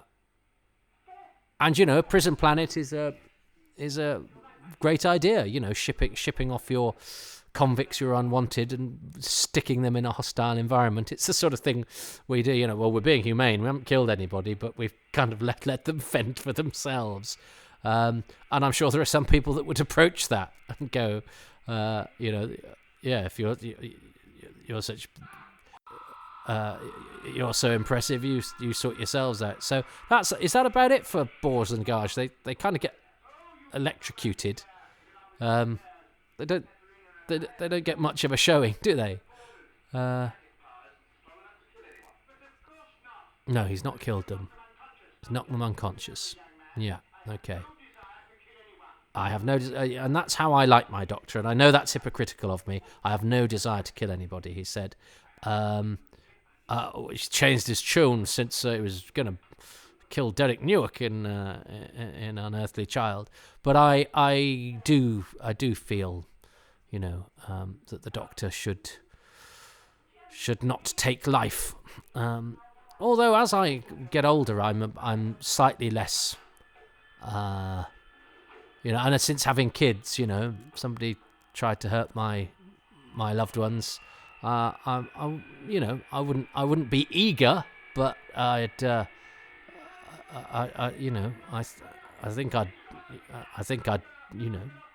wouldn't. I say it wouldn't trouble my conscience. It probably would afterwards. I get post-traumatic stress disorders and never sleep because that's because anyone who thinks otherwise is nuts. But considering the idea, so I think the Doctor taking a life as a last resort. I still don't like to see it in the show. I'm still uneasy about it, but that's the inherent contradiction of liberalism, isn't it? Because actually, I know there are times when it has to happen, and you can't then be mealy-mouthed about it if it's something that you accept has to happen. And this is a brilliant scream from Katarina, and a great episode ending because the companion is in trouble. Doug Sheldon, who played Kirkson, is still with us as I record this. He's in Triangle, I seem to recall. I think he was a DJ of some sort. I think he was a sort of blonde kind of guy, not a shaggy bearded, guy. But he's never done. I don't know anyone that's ever interviewed him or anything.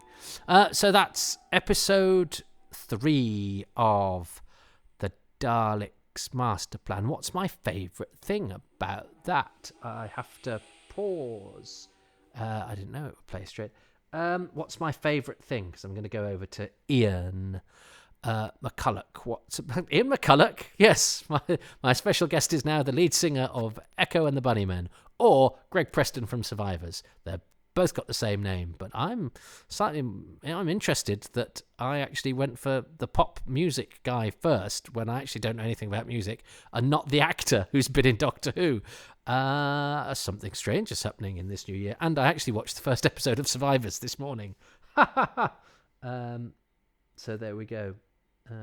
Did I watch it this morning? Yeah, I did. Oh gosh, I watched it this morning, and I think it went out. Anyway, I'd stop talking about Survivors. Oh, it is Terry Nation. I think it went out on New Year's Day, didn't it? The first episode of Survivors. I watched it this morning without actually acknowledging that during the course of the commentary I did on that, which is for patrons only. So you will never hear that if you are a casual listener. But if you're a casual listener, there's about 200 episodes of this. So frankly, I think that's probably enough for most people. What did Ian K McLachlan like? Will it be the same as what I've chosen, which is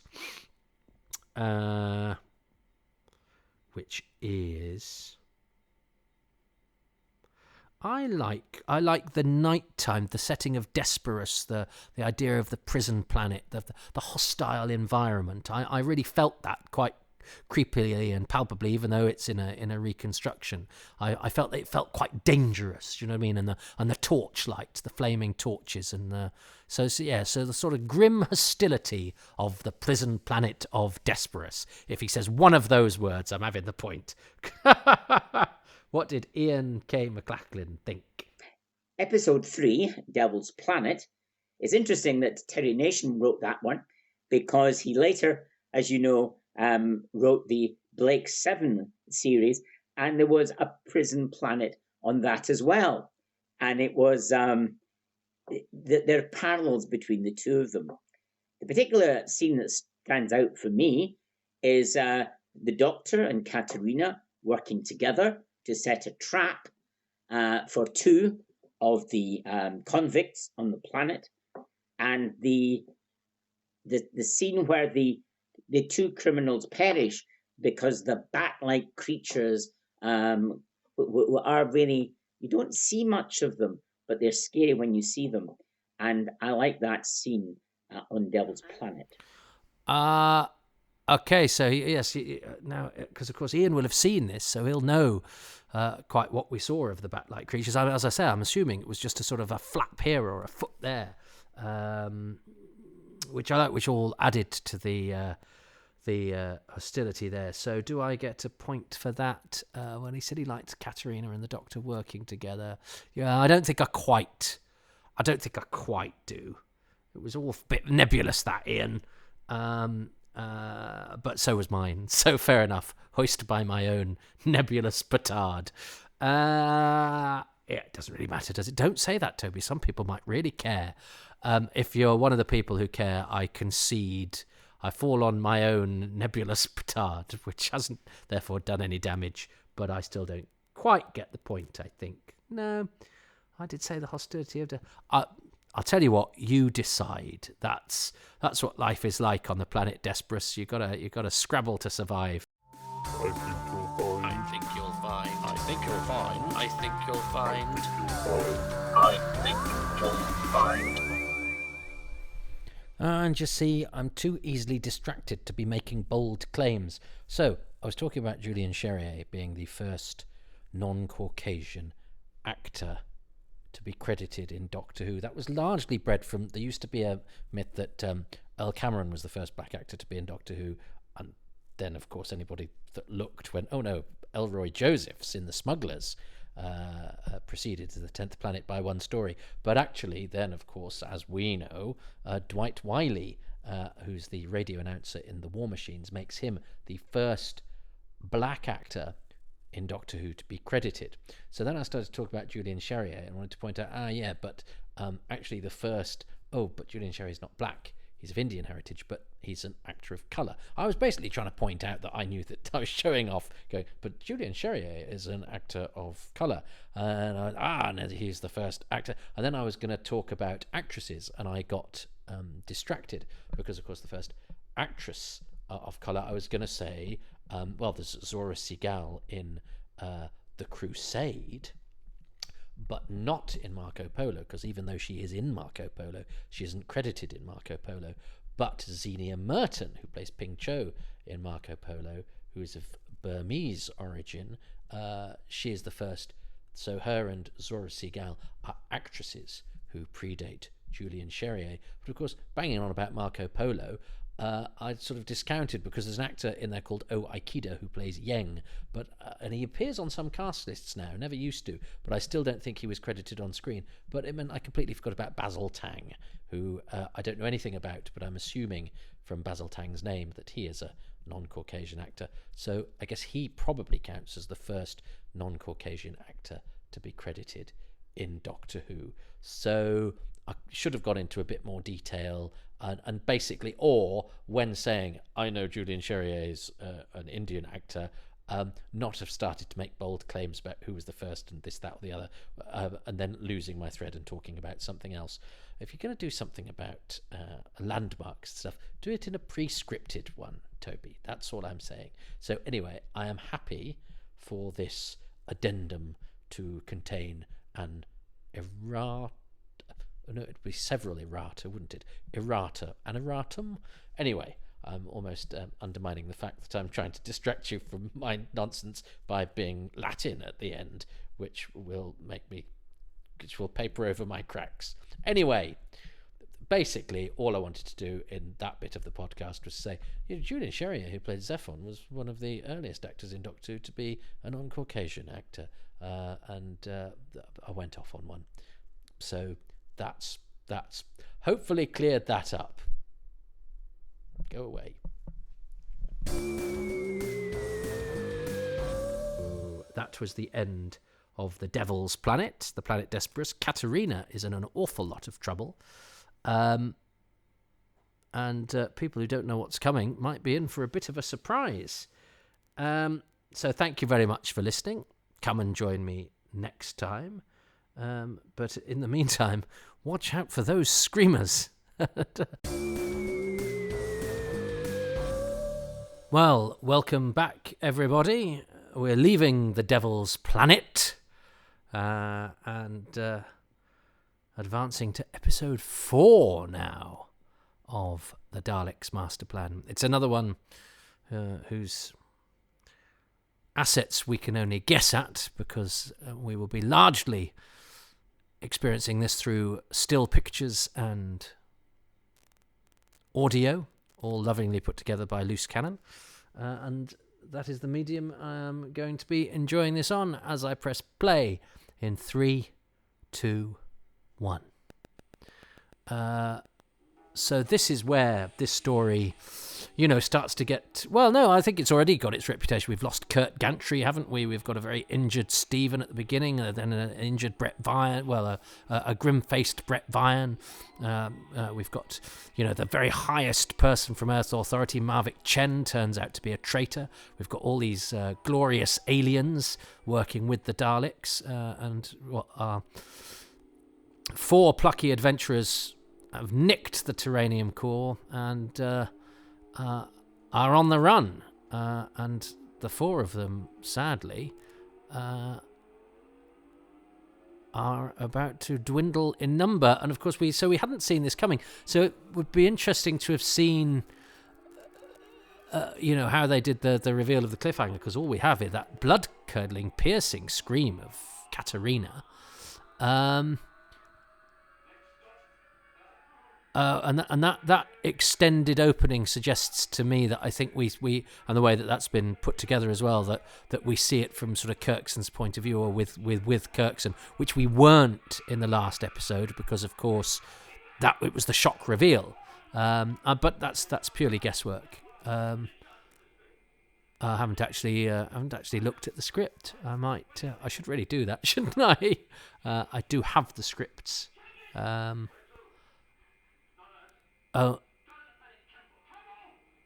Yeah, don't go to Kemble. You don't want to go to Kemble. Why do you want to go to Kemble? We've already established that Kemble's really inhospitable, full of Varga plants and Daleks. Whoever the Daleks are, they'll help me. Oh, so where have you been? On a prison? Oh, in prison, where obviously you haven't had the news that the Daleks aren't great.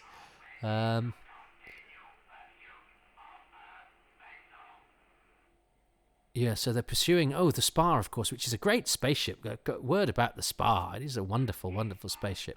And I do like this Dalek design and the black livery of the of your chief Dalek. Just those little simple things. But the way that they glide so impressively. And it's brilliant voices, too. They need... Yeah, fantastic voices, fantastic gliding Daleks. And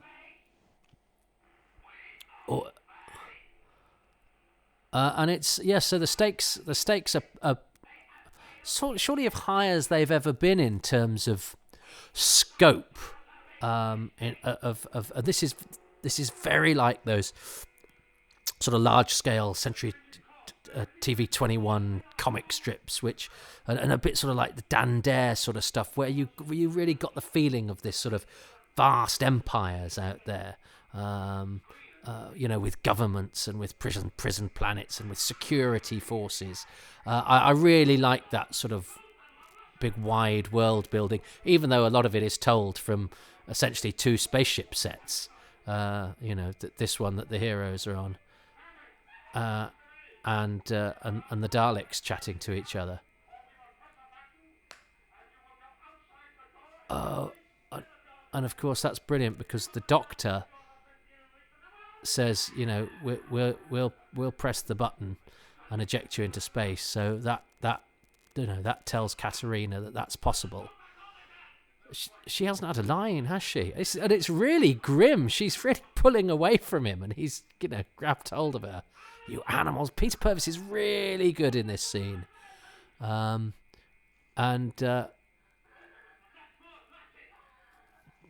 there's so sort of little build up to this in terms of what we see from her and what we hear from her. And I'm sure, doesn't the Doctor say take him back to Kendal? And it's like, yeah, well, we could go to Kendal. There's lovely mint cake there. But Purvis, because Brett has to be sort of quite dour and pragmatic. That's Courtney's job. He's doing the drama, but it's very sort of grim, downplayed drama. Purvis is the one who's really upping the ante. Not that button,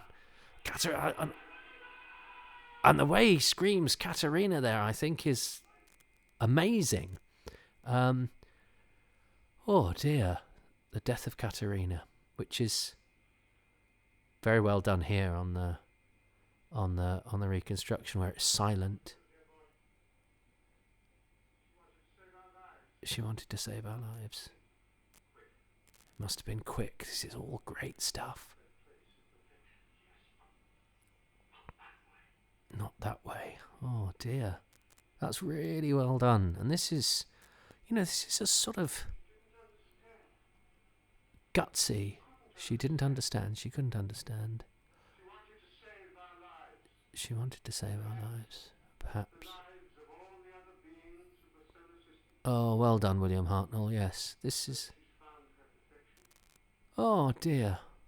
I always remember her as one of the daughters of the gods, rather than an actress that came in for about a month. Oh, Hartnell does that so wonderfully. I think that's beautifully quiet. And then they cut to this bit, which is the first bit of filming Adrienne Hill ever did for the show, and Doug Sheldon indeed, where they're on trampolines and floating in space. And I believe didn't the producers of 2001 or something phone up and say, "How did you do that? It was really well done." And from what we can hear, it's quite a sort of extended sequence, a bit like the one of Scooty Minister in The Impossible Planet. just a very silent, admirably silent moment with just the weird, spooky space sounds. But that's really nicely done. I think Peter Purves is magnificent in his sort of script. I remember first time I saw that as a clip. It was on Daleks the early years, I think, and thinking, wow, that's gutsy and mature and quite heartrending. But actually, viewing it in context of the episode, I mean, it's the episode's not very far in, and they've offed a companion. As I say, we can debate till the cows come home whether Katerina is a companion or not. I mean, I thought she was fairly short-lived when I found out she was in, just when I first heard about her, found out she was in the Mythmakers and died in the Dalek Masterplan. And we weren't told then that she was in the last half of the last episode of the Mythmakers and dies before the fourth episode of the Dalek Masterplan is halfway through. And you go, gosh, I think there are unit corporals that have been in Doctor Who longer than that. And Adrian Hill only did one convention and a couple of interviews, but I think had she wanted to and lived, sadly, because she died relatively young, if she'd wanted to exploit her companionship, she would have been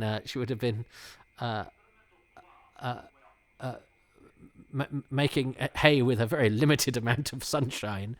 So Lizanne is back from episode 1. Lunyasha Greer, Pamela Greer. No Ronald, sadly. And this character, Carlton, because everybody in Earth Control, well, not everybody, but a lot of people in Earth Control are bald. They never quite explain. Whereas if all the technics are bald, and that's quite a nice wheeze, I suppose. Maybe they have to shave their heads so that they don't carry any space bugs. But then Carlton is bald as well, and he's a senior member. But Lizanne is not bald, and Mavic Chen is anything but bald. But nonetheless, it gives a nice uniform look, and it kind of anticipates Lobot in Empire Strikes Back. Is there a load of bald people in Flash Gordon as well? Or did I dream that? Am I getting that conflated? Yeah, I think there are. Are there bald people in Flash Gordon?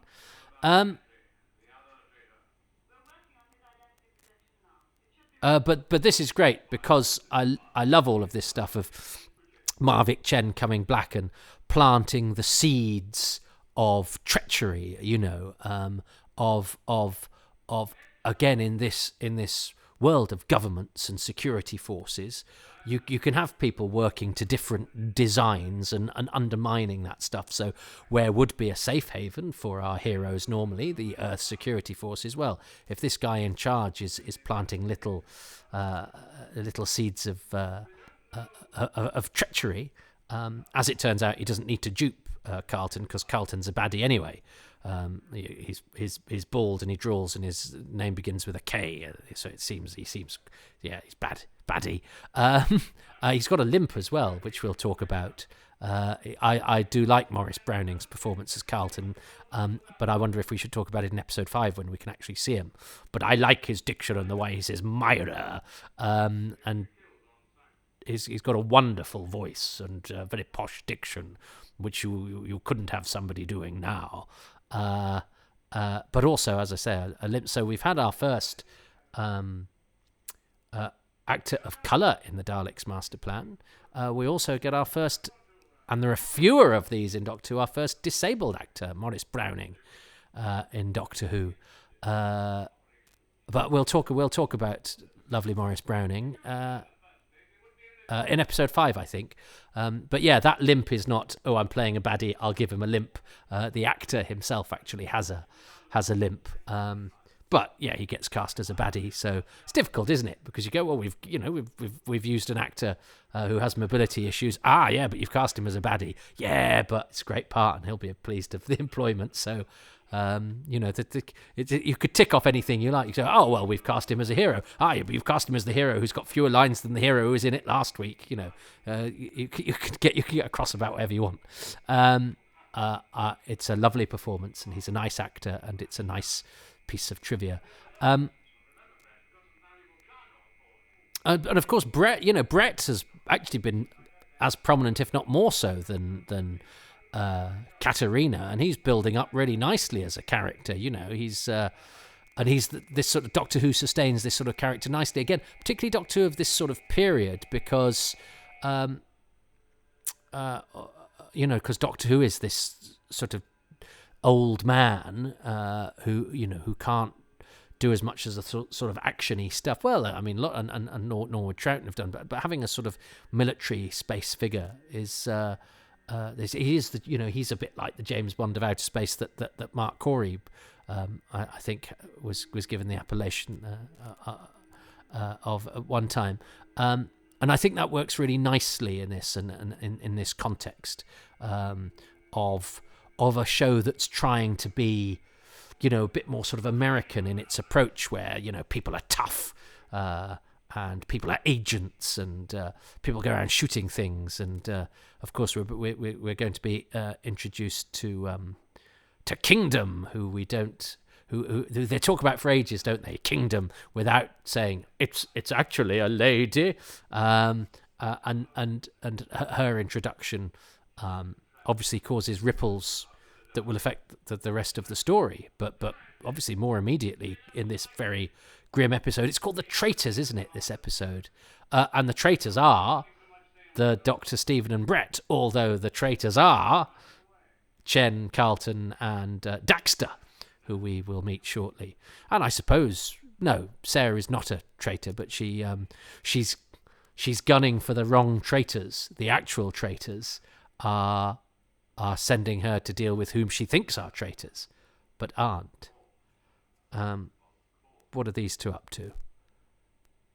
There's lots of, talking around stuff here.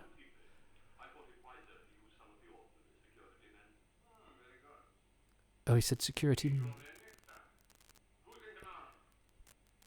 Kingdom, yeah, he said some of your security men. So it's not just that by saying yes, and they've introduced Kingdom as being ruthless and efficient. They really build up the character, which, as I say, is a nice, because they're going, oh, Kingdom. But he also did explicitly state men, which he doesn't mean.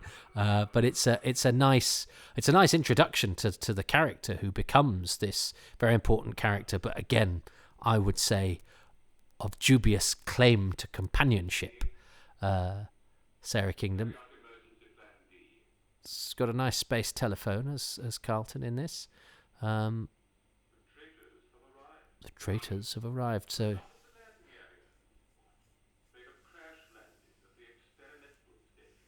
he's relishing this performance again, but he's taking his time. Is Morris Browning as Carlton? So that makes the threat quite. Because when baddies start to panic, they sort of they become about rough around the edges, and it undermines their credibility a little bit. But I love the way that these two guys are taking their time, because they're in control. They've Marvick Chen's writing in his special way with his pen between his fingers. Love that. And then clearly, because he does it in the next episode as well, they've clearly gone, we really like what Kevin does with his fingers, so have him writing loads, because that's really cool. Kingdom's a lady. What a reveal. And Jean Marsh is great casting, because she's got that very clip delivery, and she's very... And of course, she actually also has natural warmth, which comes through later, but she's very, she can do pinched and pointed delivery. And she was married to John Pertwee at this time. So little did they know, when she went home to her husband, that he was actually going to contribute a bit more to Doctor Who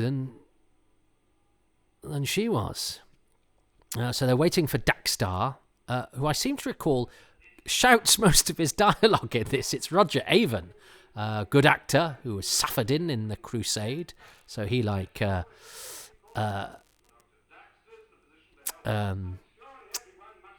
Gene Marsh is returning from the Crusade, and Nicholas Courtney was newly cast as Richard the Lionheart in the Crusade. I think he was thought of for it, but you wouldn't turn down Julian Glover when you got him.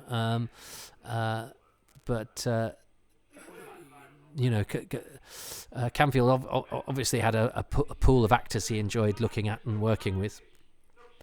Roger Avon crops up in Doctor Who a fair amount in this period, because he's also in Doctor Who Daleks Invasion Earth 2150 AD.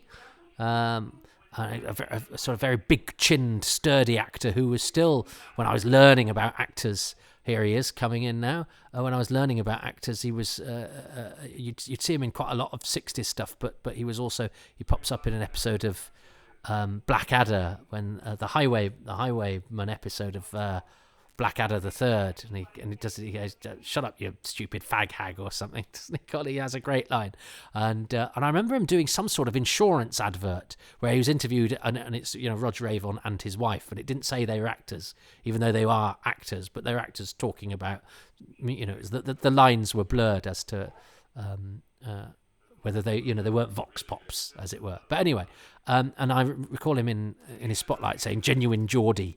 Because that's a thing you could sort of do to just go, oh yes, because so many actors of that period had sort of, most actors would lose their natural accent and could fall back into it, of course, but most actors of a couple of generations spoke RP in order, because that was seen as the sort of default accent. And you wouldn't be able to play Daxter as a Geordie. But I like that he'd inserted that back into his spotlight, I think in the 80s, where it said "genuine Geordie," just to give him an in somewhere with a casting always helps. So he was still going strong when I was a youngster watching modern programmes. But he's been dead for some time now. Roger Avon. I don't know that he was ever interviewed. Before my time of writing to actors and things like that. But good face, good lived-in face with sort of slightly sunken, sullen eyes. But of course he is the traitor, Daxter. And then we see a character called Borkar later. There's I like the sort of similarity of the names. It makes everybody feel part of a whole. But we don't have.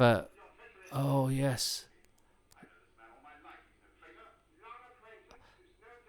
Why is everybody a traitor? This is where it gets a bit muddy, because is Daxter a traitor? Is he willingly going along with Chen? Because Chen is his boss. But of course, because he's denying it. He is on the side of the baddies. It's not that he's been duped by Chen, which is a good job, because Brett's about to kill him. Yeah, he gets quite high pitched fairly quickly with being accused. Maybe he knows his friend from all his life, Brett, is at the mere whiff of treachery is going to waste him, which he does. So it's not a massive part, is it? But it just goes to show that in the world of the Space Security Service, in this universe that we inhabit, justice is pretty summary, which is important for later. And this is great, because the Doctor berates Brett, calls him a brainless idiot. The Doctor is very firmly saying, this is not how I deal with stuff. And Brett, who we like, foreshadows his own death with his sort of shoot first, ask questions later. I was talking through Trantis last time. Trantis is the mighty Roy Evans, who I'm sure in episode 2 I reeled off his CV. Still, as I record this, going strong. I got a letter from him not that long ago. He was a good friend of Lenny Mayne, the director. But yes, and Trantis is the spiky-faced one. We're not sure if he's the spiky-faced. We don't think he's the spiky-faced one in Mission to the Unknown, but there's a whole podcast in which delegates become which. This reconstruction is using the Trantis, or the spiky-faced alien from Mission to the Unknown, because when this reconstruction was put together, we didn't have the moving footage of episode 2, which has Roy Evans' Trantis in it, and so there weren't enough pictures. So this is was it Len Russell maybe playing the spiky faced one in Mission to the Unknown, because he's the smaller actor of the ones playing the delegates. Jack Rayner does a brilliant thing on her blog. Google that, and she goes through in painstaking detail which delegate is which in Mission to the Unknown and which delegate is which in the Daleks Masterplan, and the mysteries we have that surround all of those. And I love the fact that there are such mysteries, although I will happily see them solved by the return of every single missing episode of Doctor Who.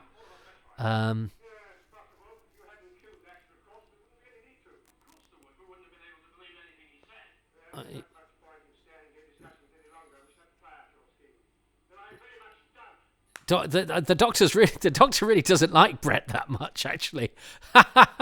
Which is Sarah and Brett, and she, and of course, the lesson here is don't shoot first and ask questions later. But this is really grim, because we've lost Katerina, but at least we're sort of thinking that Brett was here for the long term, but Brett thinks she's the traitor, but she shoots him, and later we learn that this was not a great thing for her to have done. It gets a bit soapy, dare I say it, which I don't mind, but anybody that loves 60s Doctor Who that thinks sort of this personal stuff is an invention of Russell T Davies, but I'd been led to believe that yes. Whereas, of course, I'm now watching the bit from next week where you don't actually see Brett Vian's body because because they don't want to pay him to be in next week. But I assume at the end of episode 4 you did, when Borko went, that's Brett Vian, that you did probably see him.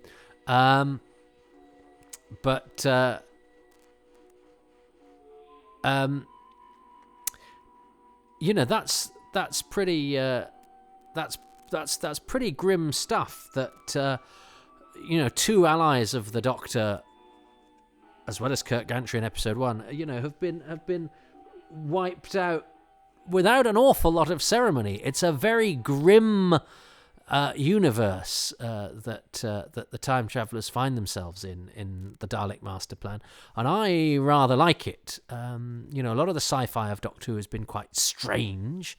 Some of it has been a bit boys-only. Some of it's been a little bit quaint. I'm talking in the previous couple of years of the show. Some of it has been a bit hackneyed. Some of it has been remarkably unhackneyed and really, really strange. Web Planet. Hackneyed, I was thinking, Space Museum.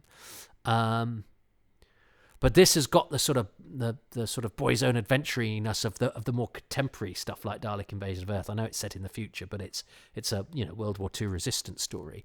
And this has gone, well, let's do all that kind of stuff, but let's set it in the future and create our own sort of universe. And I really like that. I think that works. But my favourite thing in The Traitors, which is a great title, because I like the way that it plays with the expectation and of who is a traitor and who isn't. Well, not the expectation, but with who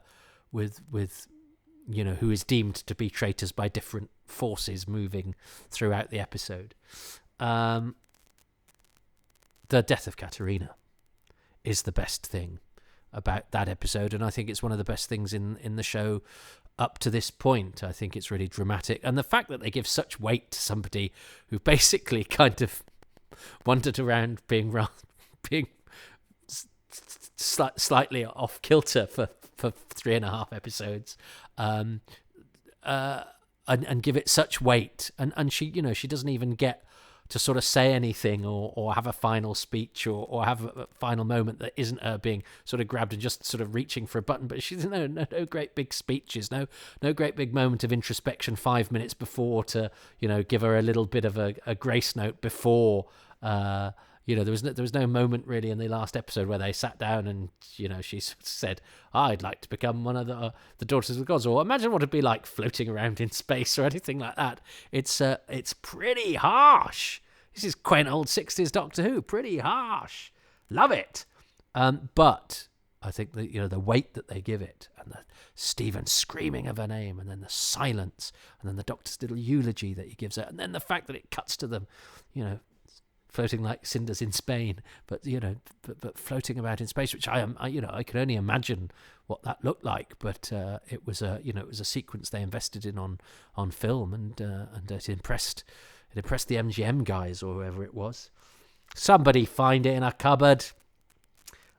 Meanwhile, who's in my cupboard? It's Ian K McLachlan, the veteran fan. Responsible for so much that we know about the early years of the show. I think he's got letters from William Hartnell and Patrick Troughton. Oh, Ian. And here he is in my cupboard, giving his verdict on episode 4. And if he doesn't choose the death of Katerina, I will shave his long white beard off. That's not legally binding. Then we have the Traitors.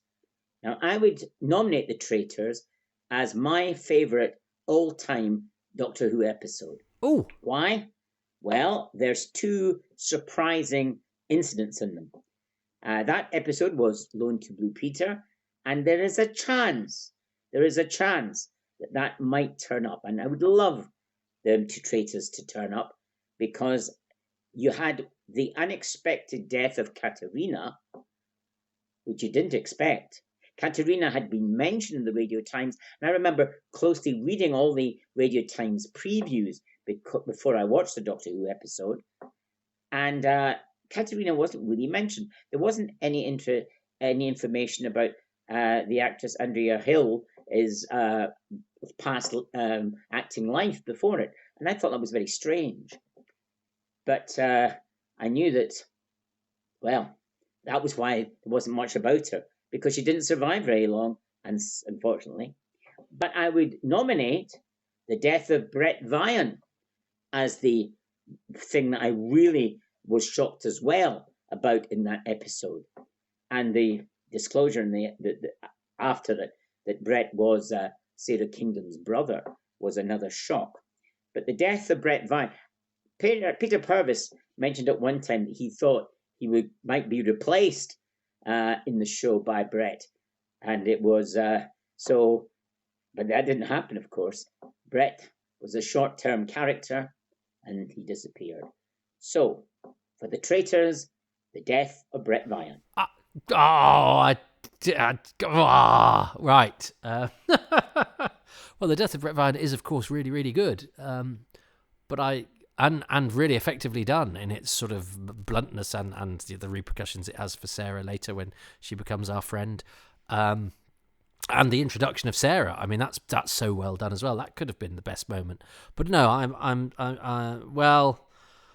but it's Ian's all-time favourite episode. Wow, we've just watched Ian's favourite episode of Doctor Who. There's a lot to recommend that episode. It's really, really strong. So much to talk about there, I'm pleased to say. But I love the way as well that Ian was saying, we looked in the Radio Times and there wasn't much about the actress, and so sort of extrapolating there, going, so I'm not surprised that she died. I mean, it's essentially trawling the internet for spoilers, isn't it? in photo, in print form, in 1965. I love that. I love that. The fact that we're all creatures cut from the same cloth, even though Ian was doing that 10 years before I was born, and 40 years before the invention of the thing that we glean all our information from now, or try to avoid our information from. Do you think there are other people going, well, I'm not getting the Radio Times for the whole of this the next 12 weeks because it's an epic story. I don't want to be spoiled for this epic story. They might give things away that I love that. Well, anyway, I better go and sharpen my scissors to go and cut off Ian's beard for choosing. I thought that one was in the bag. So 4 down. Have I got none? 4, I've got none. So it looks like the Daleks Masterplan is going to be a total whitewash. So that would be the end of a story, a 4-parter. But we're only a third of the way through this mighty epic that shows no signs of letting up. And next time we'll have moving pictures too, and an episode I'm much more familiar with, because I've seen the ones with moving pictures that have been around a while, much more. Well, welcome everybody. It's time for a bit of a counterplot, which is, I don't know if that's the scriptwriter talking to the script editor. I actually have we'll talk about this during the action. But we are with pictures once again, with moving pictures once again. I am on the Doctor Who Lost in Time box set for episode 5 of the Daleks Masterplan, Counterplot. And I'm going to press select, play, whatever, in 3, 2, 1. And here we go. Well, it's nice to be here. I'm actually currently in isolation because my son came to visit me the other day, and then the next day said, "Oh, I've just tested positive." I haven't tested positive, but nonetheless, as a precaution, I'm staying away from my other half. We're like, there was a terrible sitcom when I was younger called Divided We Stand, with was it Anna Keaveney and Sean Curry living in a house where there was a line down the centre of it. We're just doing that for safety. But I think I'm fine. But I do have some mice who, if they perish first, it will prove that that's a reference to something that goes on here. So I remember being shocked when I saw this for the first time, which I saw in terrible quality. This still isn't the best quality. It's not one of the best quality episodes. The fact that you don't see Brett Vian or Brett Walton, as he is in Terry Nation's draft script for this, which I've had a look at some of the scripts since embarking on this quest to foil the Daleks Masterplan. And the difference between Terry Nation's rehearsal scripts, which I think are called something like 12-part Dalek segment, he hasn't even given them a story. And this episode is called There's Something Just Behind You. It's not called Counterplot. But Borkar is called Barker. Daxter is called Dexter. Brett is Brett Walton. I think I mentioned that before. He's still got double T's, I think, in the final scripts. There are the mice.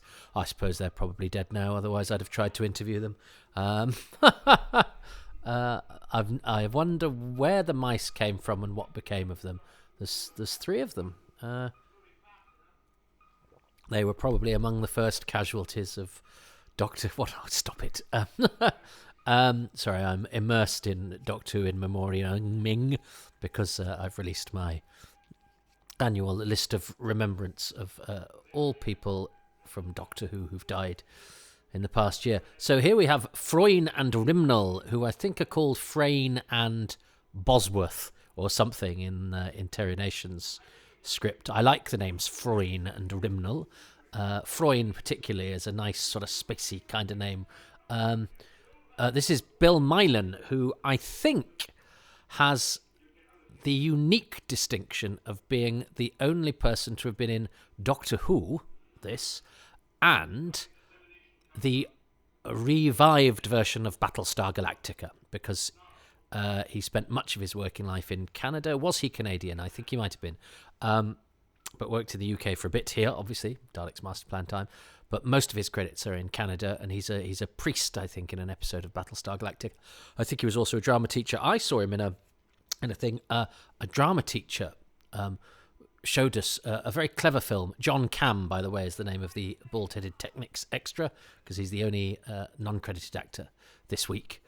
And I will get on to non-credited actors from episode 3. I found out I've been doing a little bit of homework about the Daleks Masterplan, just because I suspect on some of the episodes where we just have pictures, and let's face it, not an awful lot happens, I'm going to need things to say. So if you've been listening to episodes 3 and 4 and I've thrown up a few anomalies or not mentioned some things, I'm not going to mention them this week because I've got moving pictures, so I've got many things to stimulate conversation. But stay tuned for that, because I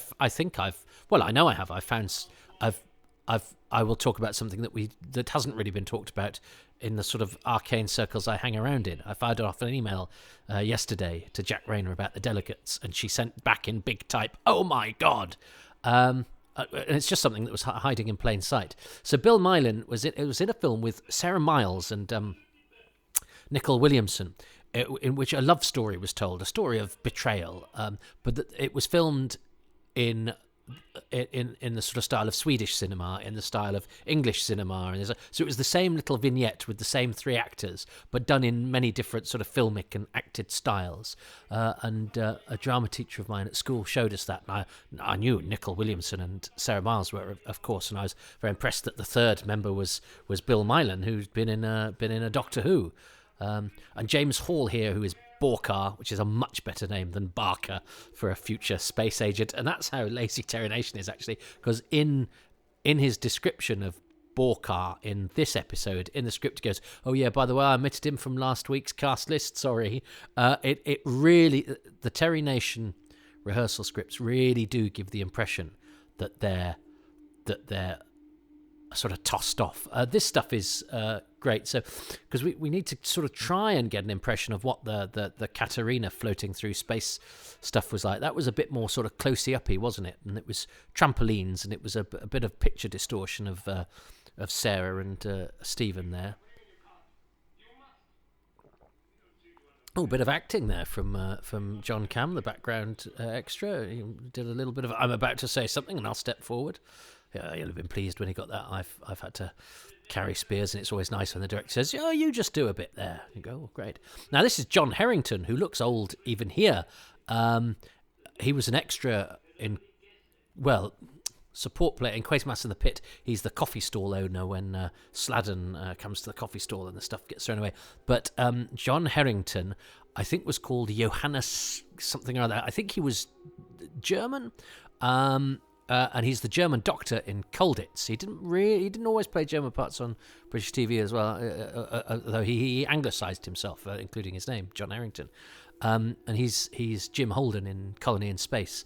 He's a lovely actor. He has a slightly sort of throaty voice, and perhaps that slightly over English diction of people who've had to learn the accent. But he's a nice actor with a lovely sort of furrowed eyebrow, furrowed forehead, and a nice quality to him. Long dead, I think. So it's beautiful seeing these scenes. I remember when I collected these episodes. As I say, I had not very good quality copies, and I remember thinking, people like Freund and Rimnell, they're actually just one episode characters, but we're introduced to them sort of on the go, and they both get nice sort of bits to do. But so when you're watching the episode in isolation, you sort of go, "Oh well, these guys must be space scientist guys we've met before." Nope, they're here for this episode and this episode only. That's a lovely close up of Maurice Browning as Carlton there. He's really good, and this whole dynamic sort of completely works. The scientists can tell Borkar to get out, not interrupt their work, but then they're have to be a bit subservient to Carlton, who's obviously a big cheese. And I like the sort of futuristic arm folding that Bill Mylan does there, whether that's how people fold their arms in the future, or whether it's a way of standing with a bit of formality to the bald boss guy, the chief of the Baldies, as Carlton is. Some lovely film work here. I love a bit of a bubbling swamp with a bit of dry ice. We like a bit of that. And these are those beautiful otherworldly sounds that are very symptomatic of 1960s Doctor Who, where I talked before in this commentary, haven't I, about the sort of alien environments. It's much better watching this in good quality because you can actually see the mice and their little wheel, which I love, and that's very Doctor Who. I know scientists use mice in experiments, but a couple of mice on an alien planet with a little wheel is lovely. This screen grab, as we'd call it now, I remember that they did a nostalgia. Was when they were trying to mix up the Doctor Who archives in Doctor Who magazine. They had a short-lived thing called Nostalgia, and they had this Carlton and Chen, and I'd never heard of Carlton. I didn't know who he was. I thought he must be terribly important, but of course no, it's because we only had these 2 episodes that there were moving images of.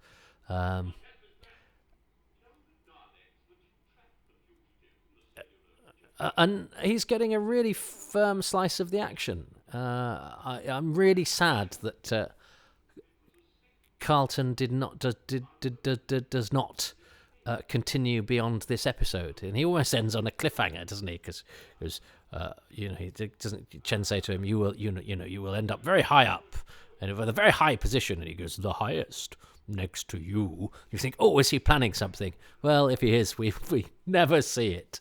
His plan is foiled off screen, or maybe he becomes the chief. Oh, look at Kevin Stoney scratching his beard thoughtfully with his little finger in a way that evil guardians of the solar system do. It's just great.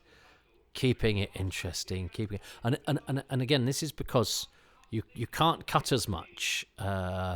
You can't tighten the action in the way that you can with television now. So the continuity of performance has to come from the actors, and the little bits in between lines and drama have to come from the actors keeping it interesting. And this is a showcase moment. I love this bit. You've got the lovely sound effect accompanying it, but you've got the Douglas Camfield gives Kevin Stoney his space. This is a big speech on stage. And he gets sort of exultant about himself.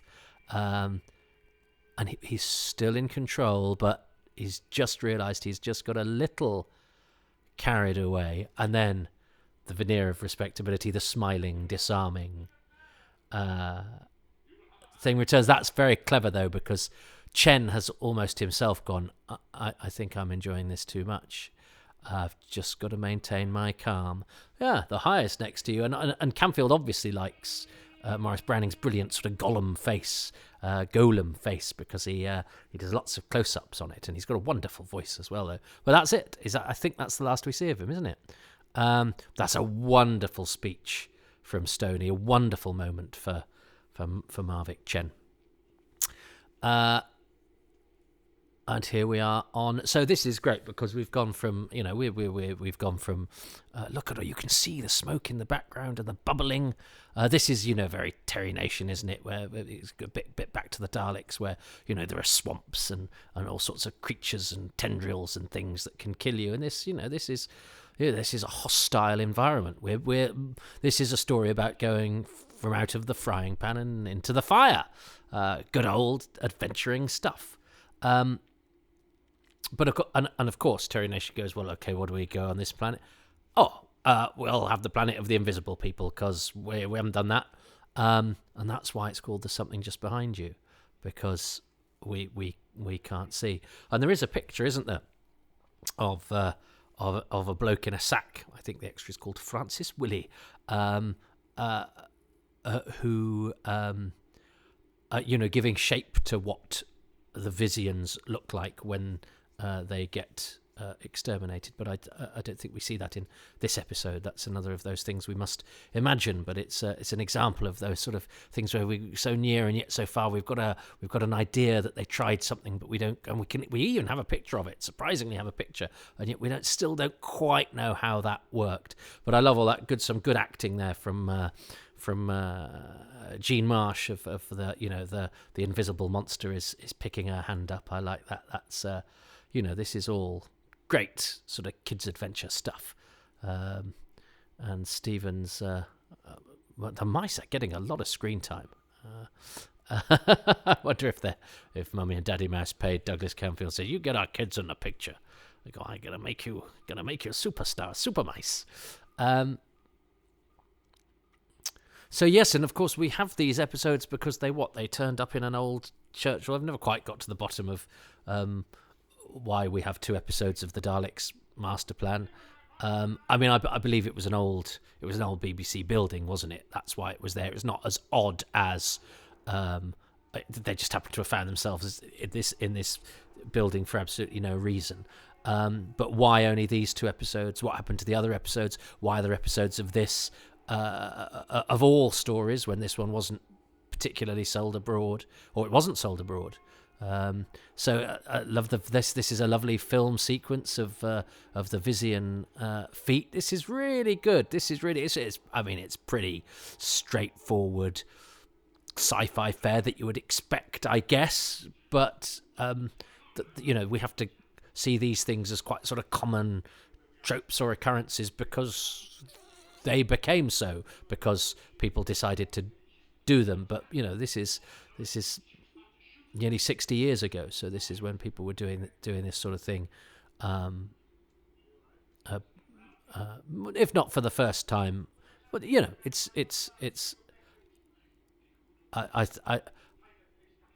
I think it's a nice headline, Planet of the Invisible People, and it enables them to do a few tricks that would impress the people at home and get the kids interested and excited. This is all good. I don't know why I was quite down on this when I first saw it. It was because it was partially because it was terrible quality, and partly I think because with episodes of the Daleks Masterplan, I was hoping to see delegates. I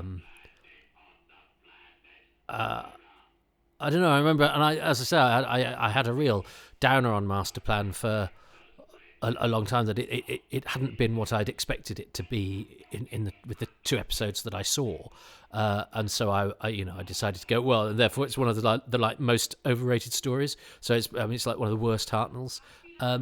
It's not at all. It's great. Although I am, dear listener, going to let you into a little secret. I am slightly worried about episodes 7 to 10. Because I remember, sorry, my big toe is poking out of my sock. Ow. That's a shame. I was just thinking this morning how these socks have lasted. You don't need to know about my socks. But you don't need to know about any of this, actually, I don't think. I mean, I don't know. Anyway, don't start. But people are here because they want to be. Nobody's a prisoner, are you? Unless this is some sort of party where people are playing some sort of cruel drinking game, taking the Mickey out of me. Well, that's your fault. You're the ones having a terrible party. Take a drink every time he says interesting or drops a boring fact about an actor. Beautiful shot from Camfield here. Again, his positioning of the characters and his great use of Hartnell's, not only his face, but Hartnell's sort of close-up hand acting, where Hartnell, I know, told, Peter Purvis, Hartnell told him, or he observed Hartnell, about how Hartnell does lots of he uses his hands by his lapels and his collar and his face quite a lot, because that's how the small screen benefits from using certain little actors tricks. Always like a different Dalek appendage. This is so one's got a sucker, but one's got that sort of meter thing. So they've just killed the mice. That's really horrible. The mice have just been exterminated. I feel horrible now about that. Oh, it's pretty. I mean, I have to say, I'm not wild about mice being experimented upon, but I'm a pragmatist. I'm aware that sometimes scientists have to do things that people like me might balk at for the greater good. But I think it's a bit sad that the mice survived the time travel experiment, then just got killed by the Daleks just for being there. I think that's really horrible. I'm actually slightly more affected by the death of the mice than I thought I would be. And I don't think that's a mistake. We did see the mice quite a lot, which in this sort of quality is much better. Oh no, Carlton's back. That wasn't Carlton's last line, but this is his last episode, I'm sure. And Rimnall calls he sort of says they're my mice, doesn't he? He's quite sweet about his mice. And they're definitely both wearing wigs, aren't they, Mylin and Harrington?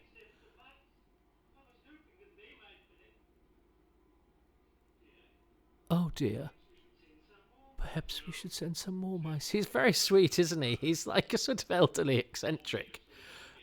But again, it's it's a small little character, but he's played by a lovely character actor with an endearing quality about him, and it just means that Exposition Jim actually becomes rather cheery, rather cheerty, rather quaint scientist Rimnell, and I think that's really nice. That's why I like these sorts of programs. The lighting here is nice. It would be nice and dark in the jungle. It's a good set, and the light sort of on the top of Hartnell's head, and and he's going to have a little bit of a scrap with a Vizian, isn't he? He's a game old fella, isn't he? And by the way, keep an eye out or an ear out for how his role in this story is gradually reduced. We're getting an embarrassment of riches in terms of Hartnell this episode. Come episode 10, we will notice a pattern that Hartnell appears in this less and less. I have to say, I'm looking at the scripts. The death of Brett was, I think, slightly better in Nation's version than here. And I mention it now because we're, of course, going to have this big payoff that Brett Vian was my brother, which is a bit sort of, anyone that accuses RTD of being soapy is that this is if you look back on it now, you go, well, they didn't say he wasn't her brother, and they do sort of fudge it so that when you look back, you go, oh no, okay, it's fair enough. There's nothing there that contradicts this, although they have to go around the houses a little bit. Whereas in Nation's script, it's a bit more. There's obviously a connection between them, and he's I think he's a bit slower. And then she shoots him, and he doesn't die straight away. And it's actually a bit like the ending of Blake 7. Listen away if you haven't heard the ending of Blake 7. Can't believe I'm giving a spoiler alert for something that finished 40 years ago. But you wouldn't believe how often you get into trouble for such things. But he does a kind of, both of them have misunderstood who the traitor is. And it turns out neither of them are. And so she shoots him. I mean, and in the script, it is not unlike the end of Blake 7. And I think if they'd done that version, that revelation of Brett Vian being Sarah's brother would be a bit less sort of out of the blue than I think it is here, where she just sort of rather coldly guns him down, and then later goes, yeah, but he's my brother, and you go, oh, really? Could they not have had maybe some kind of chat? I know they do. I know there is a moment between them before she kills him, but my feeling is it's slightly better in the Nation script. Oddly, because the Nation scripts are generally much more cursory, and Donald Tosh's additions, I think, really really benefit and certainly flesh out the characters. Just a bit of a mention there for Kevin Stoney's excellent and continued pencil acting,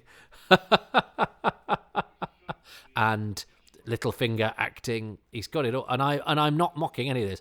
I love Kevin Stoney's performance. I think it's beautiful. And he does that bit where his eyes go skyward, which is a bit weird, but I love it. Did I mention the bit where he calls Zephon a man and adds a little questioning in upper reflection at the end of it, as if to go, but you're not really a man, you're a seaweed head. So we've got the zapping here, but it's just the negative effect. And I think next week, when they zap the Vizians, the bag thing is going on. But it's beautifully directed, this, wonderfully acted, plenty going on. And, that's a small set. But I think he's made that work, And that's a great cliffhanger. And that's the Coroners of the Sun. is the next episode. I don't know what that means. Yeah, James Hall, Jimmy Hall. He was in The Reign of Terror, who played Borkar, which is a better name than Barker.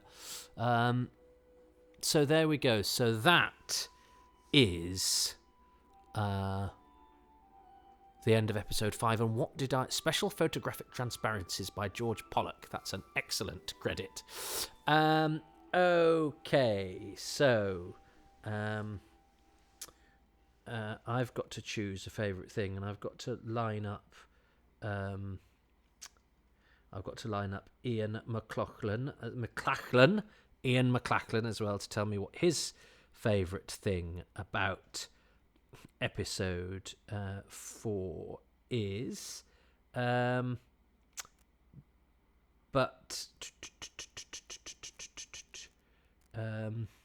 got to choose my favourite thing.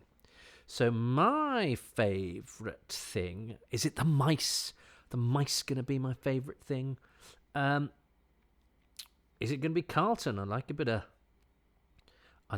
Carlton. He is rather a good character, and we never see him again. And I wanted to tell you something about Maurice Browning, didn't I? What was I going to tell you about Maurice Browning? Is that he was somebody's secretary, wasn't he? He suffered from polio, and he was. That's right. He was the secretary of Hattie Jakes.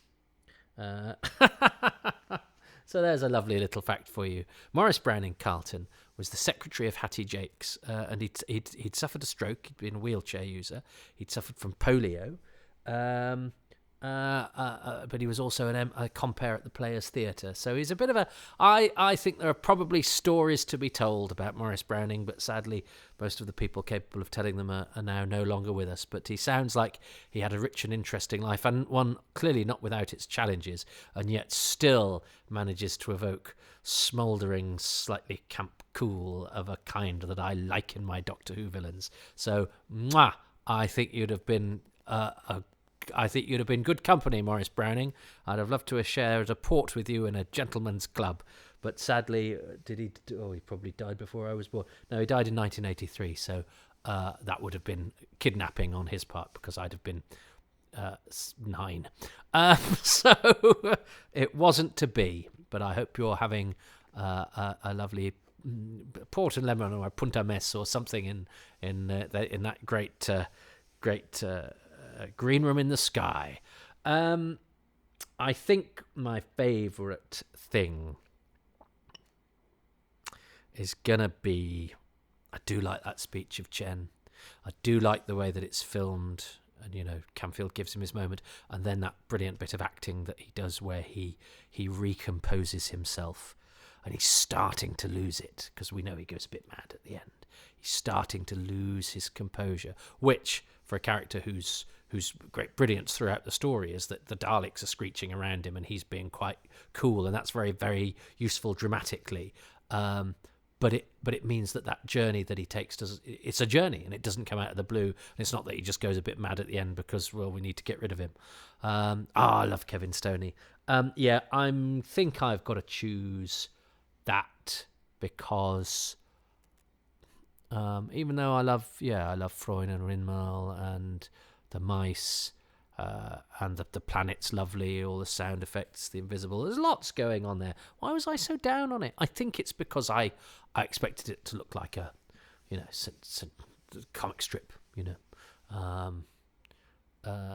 This is why it's worth coming back to these things and reassessing them and enjoying them for what they are, because what they are is still much better than they could have been. And if you watch a lot of other 60s TV shows, some of which had much higher budgets than Doctor Who, and look at how they struggle just to have scenes of 3 people talking in a room, you will marvel at the things pulled off by these wonderful directors and creatives working on this silly kids show that they didn't think anybody would watch again.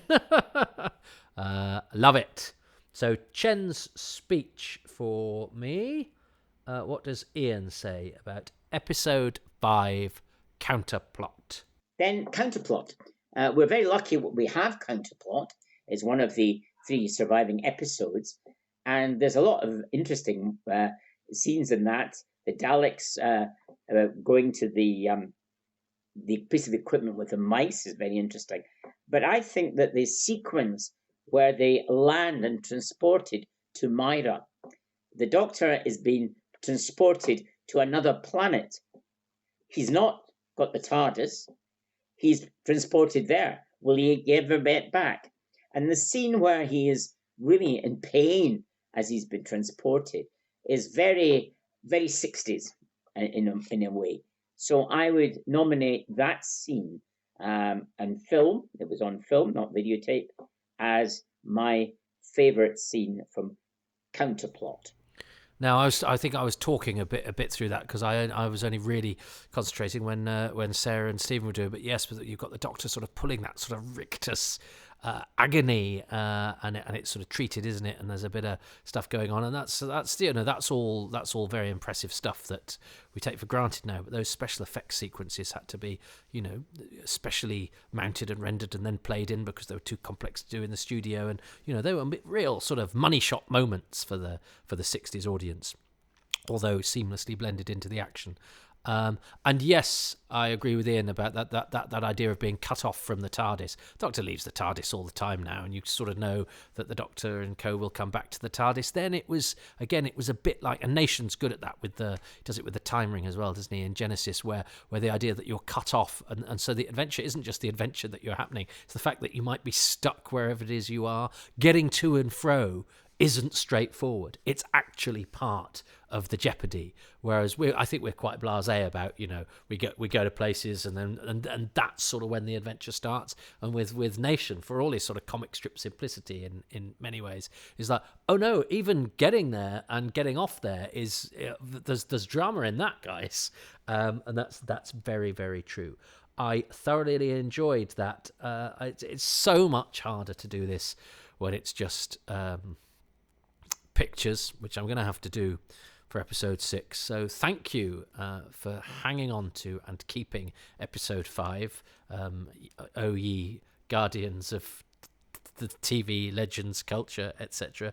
It so saddens me that I know we live in hope of episodes coming back, and I'm sure a few will still come back, but the fact is some of these episodes that we can't be, although we live in hope of all of them, that we can't see, we live in hope in all of them. We know they're not all going to come back, but each one of them, maybe not episode 7 of Daleks Masterplan, we'll talk about that when we get to episode 7. But there's a chance, as the fact that Counterplot exists, which was not shown in any other foreign country, means that there's a chance that pretty much everything, including next week's episode, could come back. But the fact is, they're not all going to come back.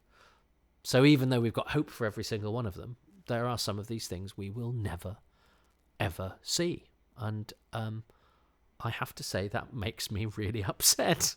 Because I love Doctor Who and I'd like to be able to see it all. Oh dear. Anyway, I'm glad we can see that one. The glass is half full because we can see the counterplot.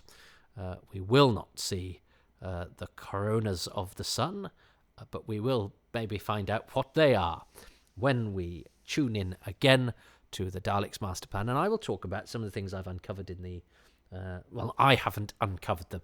I've just seen for the first time because I've been looking at the rehearsal scripts and the draft scripts, which are really interesting, and often quite alarming. And it means that I will take back some of what I said about Donald Tosh, who is quite an unreliable narrator in terms of some of his claims about particularly, but I had some sympathy with him when I saw Terry Nation's rehearsal scripts.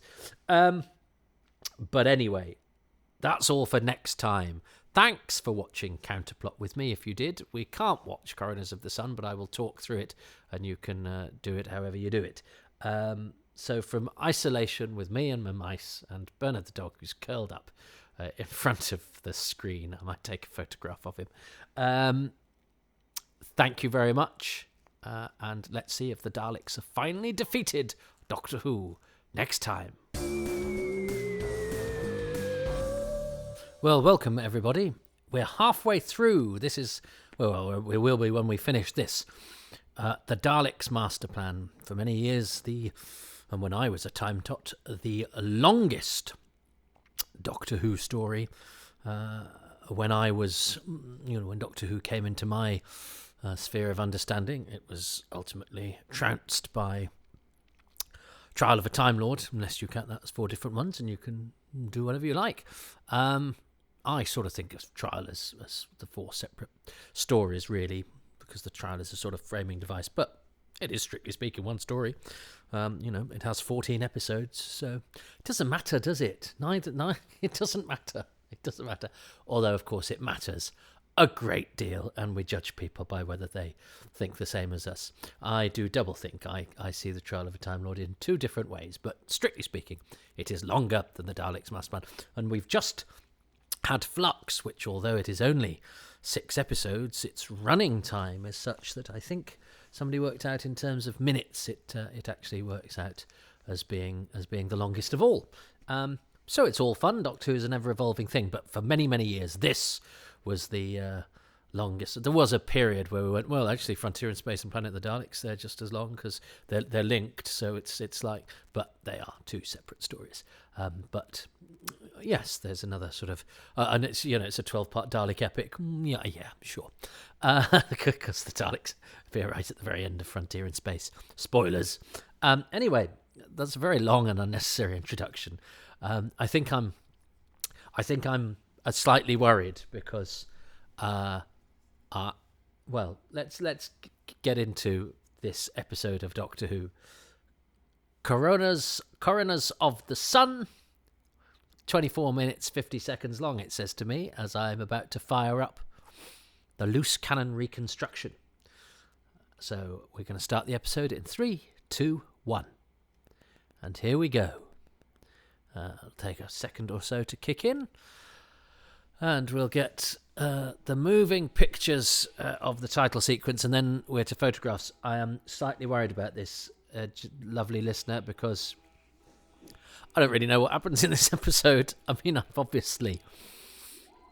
I have heard it and I've watched the recon, but not for a very, very long time. And I know we're sort of working our way towards the Christmas episode, so we've got to get off the planet Myra, but there's not an awful lot of people in the cast list, I seem to recall, for this one.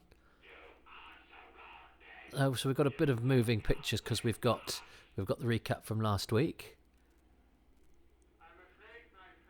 But it's actually a restaging, I think, from listening to the dialogue.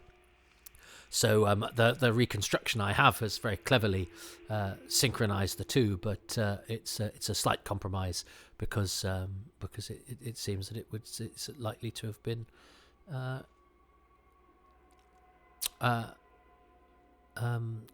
restaged. So this is from an idea by Terry Nation. Now this is interesting because Dennis Spooner is now writing, and you get the impression that I'm afraid the Daleks defeated us. One of the first things I learned about the Daleks Masterplan was that Terry Nation and Dennis Spooner would write impossible cliffhangers for the other one to get out of, but actually didn't quite work like that because Terry Nation writes the first 5 and then Spooner takes over, so that and Terry Nation comes back again, but it's not like they were alternating. But anyway, it's quite a fun idea, isn't it? And that seems to be one of those moments where Nation throws down the gauntlet, and I like that. I like the serialized Perils of Pauline kind of thing. And Doctor Who very, very rarely did the Perils of Pauline thing, where the following week you saw something that you didn't see in the lead up to the cliffhanger last week that shows how they escaped. Doctor Who rarely cheats the cliffhanger, so this is exciting. I've been looking at they did go into detail working out how to how to show the extermination of the Vizians, and Camfield was given a few options, and eventually he sort of says, "I've solved this," and we know that we know that there was a man called Francis Willie who dressed in a sort of sackcloth, and they did something like they overexposed the negative or whatever it was, just to give the impression of the invisible creature that is sort of revealed to us at the point of its extermination. And it's got these horrible, almost Forbidden Planet like sort of growling big noises to suggest them as well, which is all great fun stuff. That's all brilliant. That's all very lovely 60s Doctor Who, Jeopardy, Strange New Worlds kind of thing. But that's the end of the Vizians, you see. Of course, Nation gives us the Spyrodons in the aforementioned Planet of the Daleks. No good idea is ever wasted. But that's nice. The Vizians don't really impact the plot all that much, but they help give the travellers a chance to escape. But what they do is they give you, and you suspect it wouldn't have been 100% clear either. So it's having suggestion, and the children's imagination would have done the rest. I say the children, I know there are adults watching as well. So a couple of things I found out, because my curiosity was piqued in episode 3 when we had that scene with Zephon and the delegates, and I was thinking, well, if they just put the delegates in the reconstruction, because those of us that have investigated the delegates, and there is a cabal of us, led by the mighty Jack Rayner, but Jim Sangster's in on it too, Bignell, Mr. Bignell, Richard Bignell, Simon Guerrier. There's a few people, but Jack is the chief. Jack is the go-to delegates expert. Of reconciling, which are the ones in Mission to the Unknown, which are the ones in Masterplan, and we take the evidence from Mission to the Unknown and episode 2 of Masterplan, and the castists for the episode 11, but also then in episode 8, I think you've got Salation and Trantis, and Salation is played by Terence Woodfield, having been played by an extra in East in episode 2, and not being in Mission to the Unknown, all that sort of stuff. But there they were in episode 3, and I mentioned them and said, they've used pictures from Mission to the Unknown, because we don't know what they're like in episode 3. And then I thought, well, I don't think we've ever really talked about them being in episode 3. And it's not in Jack's big article on her blog about, the differences between the delegates in the episodes. So I didn't think we'd talk much about the delegates in episode 3, and I went back and looked, and we don't talk about the delegates being in episode 3, and they're not mentioned in the cast list of episode 3. Although actually in Terry Nation's draft script, it's really interesting. Zephon is said to be played by an extra, because Nation goes, well, all he has to do is get killed, so we can have an extra with the bag on his head, and Zephon literally just gets shot at the beginning of the episode when Donald Tosh goes, I think this needs to be more than 12 minutes long. He ups Zephon's arseholery and gets him to do his sort of like, I'm so arrogant, I'm gonna seal my own fate.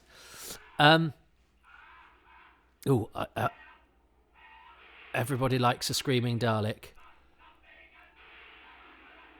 The Daleks under. Oh yeah, so the Vizians haven't been destroyed.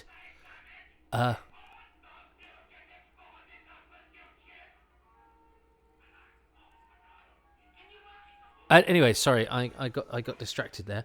I'll have to be honest, I don't know what happened there. It's really hard. That looked like a Dalek had something over its eye. It's very difficult doing this to still pictures. So I'm trying to distract you with my delegate facts, because the cast list for episode 3 doesn't have a delegate in it, but it does have Zephon in it, because Zephon is given lines between the draft script and the ultimate script. We know Zephon is in episode 3, he speaks and he gets killed, but he also refers to Salation and Beas. And there is that stage direction that was used in the recon that says the delegates, when he says Salation and Beas are going to come with me, says the representatives move behind Chen. So we can assume from that it's Salation and Beas. Now, they're not in the cast list, as they're not in the cast list on screen for episode 2, but they are credited in the paperwork as being played by various different extras: Ian East, Jack Pitt, etc., etc. There are two female extras, who are the two females that Bors and Garge and Kirkson fight over, and two other extras, MJ Matthews and Jack LaWhite. MJ Matthews plays Chaplin in episode 7. Jack LaWhite's in a few things. He's also in an episode of The Prisoner. And they're down in all the documentation we ever see about this story as criminals. And I think whoever's compiled the lists has gone, well, the extras must be extra criminals in Boards and Guard on the Devil's Planet. That makes sense. Except there's nowhere in any of the script or the paperwork that calls for any background artist criminals. There is a bit in the paperwork that calls for background artist representatives, and it's the scene in which Zephon says Salation and Beas, and where the two representatives move behind Chen in order to show that they are now allied with him because they're leaving the sinking ship that is Zephon. So that's got to mean that Jack LaWhite and MJ Matthews played two delegates, probably Salation and Beas, in episode 3 of the Daleks Masterplan. Now, it's a new fact that's completely useless. I think this may have been written up somewhere else, but I don't think it has been. It's usually because we don't have any photos or screen grabs or anything from it anyway. But it does give us two extra actors, both of whom are dead, so we can't ask them, who have played representatives. And it's just another piece to the representative/delegate jigsaw, albeit it's a piece of sky or land, or it's not an edge piece. It's a piece in the middle of a great bit that's all the same colour, because we can't really do anything with it until we've got the rest of the picture. But there we are. Oh, he's so good. Kevin Stoney telling the Daleks off. You have the audacity to accuse me of incompetence. Oh, and I love the way that the Daleks are... He unsettles the Daleks with his confidence. And they've got a tenuous grip on command here. And actually that really works, because it doesn't undermine them. Because as they yell and sort of slightly lose control, they are scary. But it really helps to consolidate Mavic Chen as not just some other Dalek sidekick. Although actually up until this point there hadn't been many of those, but we've seen many since. I still think Mavic Chen is the greatest of them all. But also it shows us another side of the Daleks, the sort of panicky, slightly discombobulated Daleks, but not at the expense of them being a potent threat at all. In fact, it, as I say, it makes them slightly, it makes them scary in a different way. But it's an interesting new dynamic, and I like that a lot. So yes, anyway, that delegate fact, I hope you liked that. Oh, and George Pollock, who I mentioned last week, who gets a credit for special photographic transparencies. I was looking at some of the paperwork, and and they describe him as Sir George Pollock, and yeah, he was head of the Royal Photographic Society. So he's one of the few Knights of the Realm to have been. But I think it was a hereditary title anyway. But he's a knight. He's a sir. He's one of the. Let's say that he's one of the few sirs to have got a credit on Doctor Who, and certainly the first certainly the first, but not the first person decorated in the New Year's honours, as I think I've mentioned already. The first Doctor Who person with, I think it's an MBE, is somebody who will not occur to you and will surprise you. And I mention that. Why do I? Because actually, I'm recording this from a house of somebody who has recently been given an MBE, and I'm as pleased as punch that my partner Shez was named an MBE in the New Year's honours list. Oh, that's choked me up a little bit. But anyway, that's not why I mentioned Sir George Pollock, and that's not why I went into that. But I'm not going to allow the moment to pass without acknowledging my dearly beloved MBE. But yeah, George Pollock was, and I looked him up. He only died in 2016. So one, he should have been in my 2016 in memoriam, and two, we could have talked to him about it. I'm sure he did loads of photographic things, but anyway, he was around, and he was an illustrious man, and he was a name hiding in plain sight on the credits of an existing episode of Doctor Who, and I certainly didn't think to write to him. Did you? Bignell might have done, but I don't. He's never mentioned that he did. So, there's. I just assumed. I didn't know what I assumed. I assumed he was somebody we wouldn't know, and actually he was really famous and around, and probably very easy to get hold of. So there we go. Now you're starting to get a nice dynamic now between. This is a TARDIS crew, isn't it? Sarah's brilliant. I think Jean Marsh is fabulous. Especially now that she's thawed a little bit and is part of the team rather than scary, which was a great introduction, scary space agent Sarah Kingdom. But they do feel like a team, even though, as I say, I doubt Sarah's credentials as a companion, because she's a guest actor in one story. But it's sort of what we were told, and it's what stuck. In the same way that the titles for the first 3 stories have stuck, and I am very much for calling Edge of Destruction, and not inside the spaceship, because it's what I know and what I'm used to, and I don't care what it says on a bit of paper anywhere. So Sarah was written up as a companion in the Radio Times 20th anniversary special and in Doctor Who: A Celebration, and so it would seem a bit unnecessarily iconoclastic to set up camp on that hill and shoot anybody who tries to ascend it. She is on the list of companions.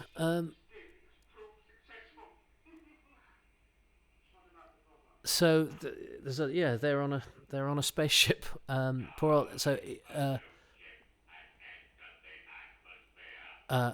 Stephen is unconscious. Dalek voices are a bit odd in this, aren't they?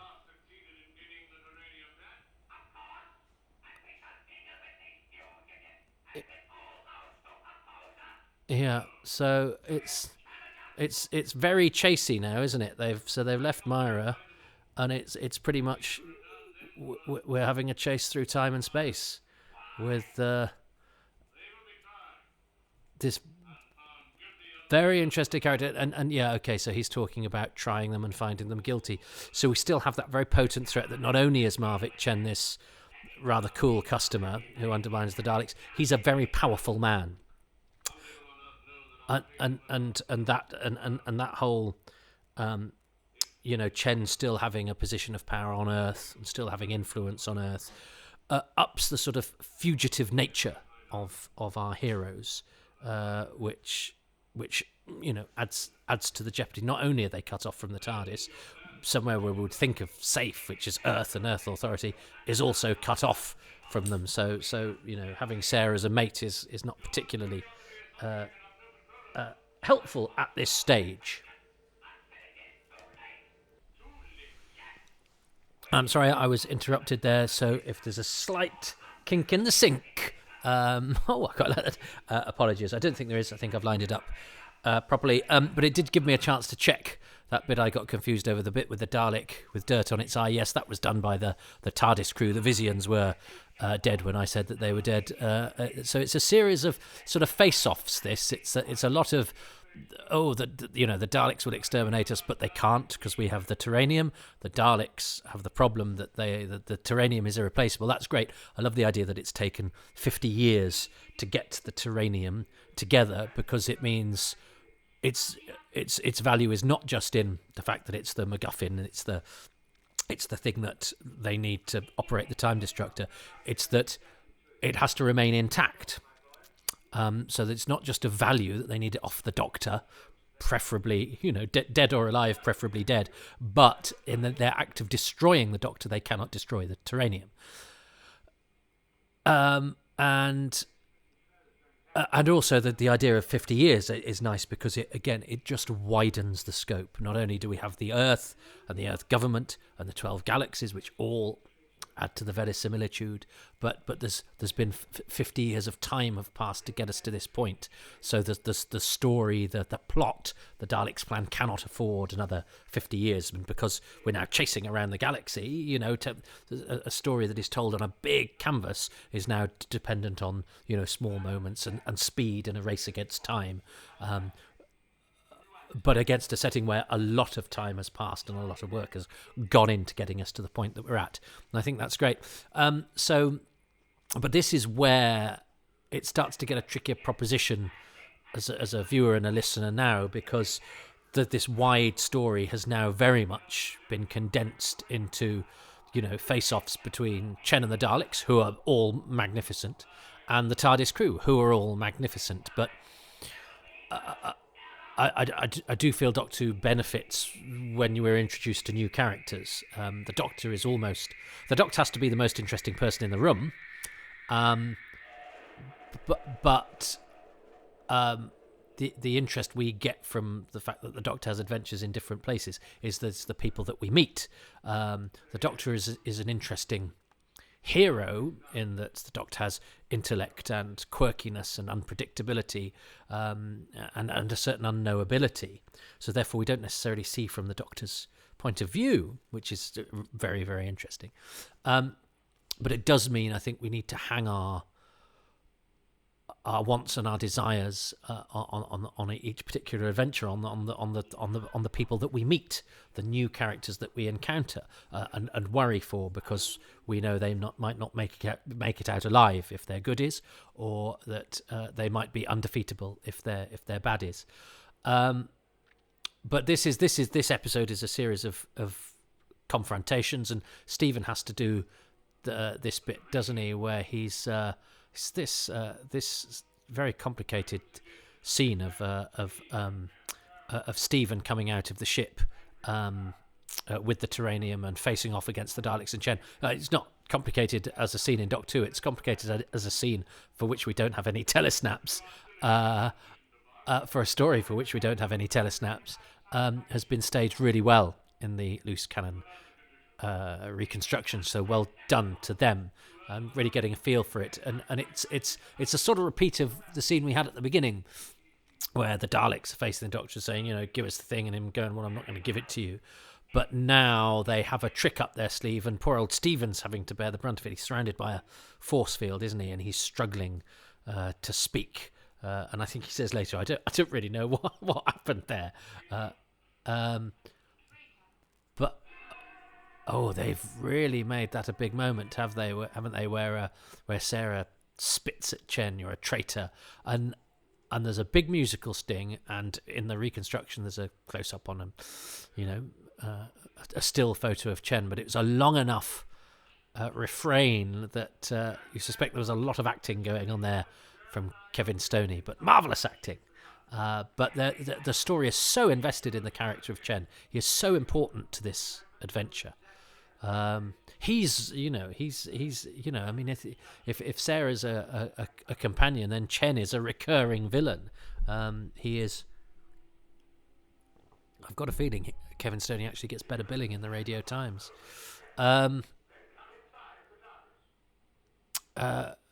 And deservedly so. He's so good. So he gives Chen the Terranium, but it's the fake Terranium, isn't it? It's the old Keys of Marinus trick. Is we're giving you the thing that you want, but actually it's a pretend version of it. So Chen examines the core, and he nearly fluffed his line there. And this is, if you're watching at home, you definitely think Stephen's toast here. Stephen's toast. I can hear you, Dalek Fandango. If you don't know what I'm talking about, then you have some joy to come if you avail yourself of Toast of London / it's now Toast of Tinseltown. I haven't seen any of the new series, but he's called Stephen Toast. Oh, Kevin Stoney, he knows how to do over the top well. Very good. And this is clever because we've had a bit of sort of sci-fi guff, for whatever the force fields enabled Stephen to survive, and they've given them the fake terranium, but they cover that very nicely here. But also going, and we can never do this again. This is too risky and far too hard, and next time you do it, you'll die. But for whatever, you can't be watching at home and go, well, next time that the Daleks come across them, they can just do the whole force field fake terranium thing again. And they go, no, we got away with that, and we got away with it by the skin of our teeth, and we can never do it again. So next time there's a confrontation between us and the Daleks, we're going to have to do something else. And that's very nicely done. That's very nicely pulled off because you really do feel that every time they're getting away with it, it's an act of desperation, and this is the last. This is the cat's 9 lives are dwindling. And he's yes, because he is quite strict. If you don't like it, you can get out. Says the Doctor. It's quite a tense dynamic between them all. We've landed in an unwise Christmas special. So so there's a sort of false cliffhanger, really, which isn't really resolved next week. That's Dennis Spooner. So this is a bit where Dennis Spooner. It would be extremely dangerous. The whole atmosphere is entirely poisonous. Then it turns out they're in Liverpool. So put your own punchline there. Hello, Liverpudlian listeners. I like Liverpool very much. Robert Jewell always used to be top Dalek, and he's bottom now. I wonder if it's because they're rotating them or because he pissed somebody off. Because that's not in alphabetical order, is it? I wonder if they just said, can you mix it up a bit? Because anyway, only I care about such things. So I've got to choose a favourite thing. Very interesting. We're going into the Christmas special. And I plan to do this on Christmas Day. For the record, I'm recording this on the 6th of January, so I'm a little bit later than best laid plans of mice and me. So what is my favourite? So that's Dennis Spooner is now writing Daleks Masterplan, although Terry Nation will be back next week with because, of course, as we know, he was a comedy writer for Tony Hancock before he got the Doctor Who gig, and we will see next week some evidence of the sort of comedy that Terry Nation was well known for. But before we have the feast at Stephen. And very interesting in the those draft scripts I was looking at, where it's Vicky is doing Katerina's bit, but he knows that it's not Vicky, but he hasn't bothered. He hasn't bothered to find out the name of the new chick. And basically, when Vicky presses the button that sucks her and Kirkson off into space. It just goes Doctor Who, and then it just open brackets. Do a speech here about how this companion wanted to be the daughter of the gods. You all have worked it out. Whatever it is you've worked out for this character, you stick it in there. So the bit that requires a bit of writing, a bit of pathos, you could do that, because I don't really know, do I? I'm just bugging you this. So, what's my favourite bit? It's hard to not keep being Marvick Chen, because he's so good. I never had the pleasure of meeting Kevin Stoney. I'd like to have done that. They're not notches on your bedpost, Toby. No, but it's not a competition. I know. It would just have been nice to meet him. But lots of other Doctor Who fans met him, and I sure told him how brilliant he was, and he was probably bemused by the whole lot of us. But what a good actor he was. And extraordinary that Doctor Who probably had the best of him, in the sense that lots of people have been brilliant in Doctor Who, have had great careers outside. Kevin Stoney had a perfectly decent career, but I think Doctor Who had the best of him, and he had the best of his work in Doctor Who, which is interesting. That's not often the case with people that aren't regulars. And there are guest stars who've given good guest turns, but have been equally good elsewhere. And I know Kevin Stoney's done good work elsewhere. I've never seen him do anything as good as Tobias Vaughan and Mavic Chen.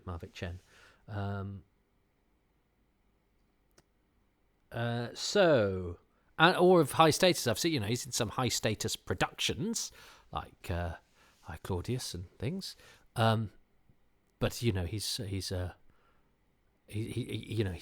much more of a supporting player than the obvious guest lead he is in certainly in Masterplan and the Invasion. Anyway, I just love. I want it noted for the record. I adore Kevin Stoney, and he's not just a good villain. He's one of the greatest villains in all of Doctor Who. He's two of the greatest villains in all of Doctor Who, because he's brilliant as Tobias Vaughan as well. So, but this is all. What do I like best about this? I do like the sort of the panic that Chen instills in the Daleks. I really did like that dynamic that they had going on there. I also like. I like the fact that we don't quite know what the Vizians' extermination effect would have looked like, and the fact that we've got little bits of evidence of that, but we don't know and we kind of know how it was attempted, and we've got a visual representation of the filming of it, but it's still sort of tantalising. That's not about the story so much, is it? That's about our archaeology of putting it back together.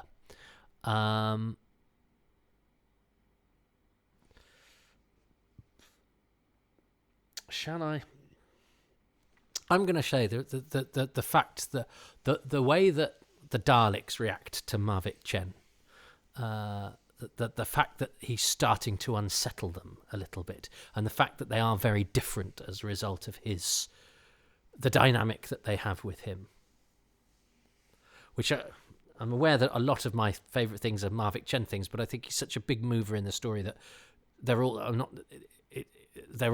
different things, I hope, that I'm suggesting, because I think it's a bit of a cheat to say the Vizians when I don't actually know what they look like, and part of it is its appeal post broadcast, and actually it's partially to do with the fact that we don't have it to see now, etc., which is still a legitimate thing. I mean, Simon Guerrier chose the fact that we don't know what the fight scene is like in Evil of the Daleks. It's his thing for Evil of the Daleks 4. There's no rules to this. But I'm gonna choose the dynamic between Chen and the Daleks, and the fact that he makes them unsettled and a little bit screechier and a little bit panickier. I like that. Because it gives the whole thing, which has been boiled down to just the regular characters that we have in this story. It means that it keeps it interesting when there's no new sort of external stimulus in the storytelling and the dynamics. I don't think Ian's chosen that. Let's see what Ian's chosen. Ian McLachlan, venerable Doctor Who fan. Then Coronas of the Sun. The ending of Counterplot seemed to be that was it. The Doctor and his friends were defeated. And you thought for the first few minutes of the episode that was what was going to happen, that something dastardly was going to happen to them. But then there was the battle between the Daleks and the Vizians. And amid the fire from the Daleks, you saw glimpses of what the Vizians were. It's interesting that not long after, the Doctor Who story, The Ark, contained much more kindly invisible aliens. But the Vizians and the battle with the Daleks was my highlight of that episode. Oh, he said there was the battle, and we caught a glimpse. You were there, Ian. What did they look like? I must interrogate him. I've hoped he was just good because he went, it's interesting. Then started talking about the Ark. I thought he was going, it's interesting because they look just like Max Bygraves in a hat. We know they look like a man in a sack, but anyway. Ian is lucky enough to have seen whatever glimpses we saw of the Vizians in that any of us that were born post December 1965 will have not. It's Coronas are the outer rings of the sun, by the way. They're the outer rings of the sun, which I don't think has got anything to do with the episode title. With the episode, has it? It's one of those episode titles. They're interesting, aren't they? There's some, the first Dalek story. It's like the expedition, the escape. The ramble, the chat, the exposition, and then you have ones that are sort of like all-encompassing danger, like the end of tomorrow. It's a great title, but you could literally call any Doctor Who story that, because it's basically saying it's threatening death. It's a different way of saying huge amounts of jeopardy. The edge of destruction and the brink of disaster essentially say the same thing. Whereas they have Coronas of the Sun, which just like it's just a sort of vague thing. And then you get some that do exactly what they say on the tin. Devil's Planet. It's set on the planet of the convicts, the devils who go there. The Traitors is a very clever title. And then you get the jokey ones, don't you, that Donald Cotton does, like Small Profit, Quick Return, and A Holiday for the Doctor. There's a podcast to be had in the different Doctor Who episode titles, which is odd because I see them as slightly different from story titles, which are much more traditional, I would say, in certainly in classic Who. They've started to sort of mess around with them a little bit, and they don't mind having the odd sort of slightly obscure, abstract one in more modern Who, particularly sort of post RTD, I guess. But I'm thinking off the top of my head now. There is lots to be said about Doctor Who titles. I myself much prefer your old Terror of the Autons, Planet of Evil. The ones. Although I like the Hungry Earth more than Frontios. I'm not a great fan of the single planet Bidmead-esque title. This is a whole different conversation. But I suppose it's because Coronas of the Sun. Did it have anything to do? There was nothing in that story that was about that. It's just like it may as well have called it Supernovas or the Airless Vacuum or Space. But anyway, next week we have a great story title because it's the Feast of Stephen. Good King Wenceslas looks out on the Feast of Stephen, but it's Stephen the Companion. Well, that's a very nice little comic twisteroo. I bet there are some delights in store for episode 7 of the Daleks Masterplan, Doctor Who's first Christmas special. That will be I will be breaking the fourth wall with you when we do that next time. But for now, a very happy January the 6th to all you Coronas of the Sun at home. Ta-ta. Well, thank you ever so much for listening to Happy Times and Places, which is presented by me, Toby Haydock, and my special guest, the late Ian K McLachlan. I'm of course grateful to him and to the patrons who make this podcast possible, and they include David Trainier, Frank Shales, Risto Mitty Sarillo, Barry Platt, Adam Parker, Graham Knott, Kevin Murdoch, Rick Moran, Nathan Martin, Philip Marsh, Gavin McLean, Ian K McLachlan, Joe Llewellyn, Ian Key, Chris Hyam, Siobhan Galichon, Jason Gorman, Paul Dunn, Chris Dunford Kelk, John Deere, Grant Davidson, Rob Dawson, Richard Chalk, Paul Cook, Jenny at Blue Box 99, Nigel Bromley, David, Tim Arding, Nick Tedston, Neil Tate, Richard Straw, Christopher Meredith, Rob Leonard, Ronald Hayden, Peter Harness, Peter Burns, Ruben Herfindahl, and Stephen Moffat. The music is by Dave Gates, the artwork by Dylan Patterson.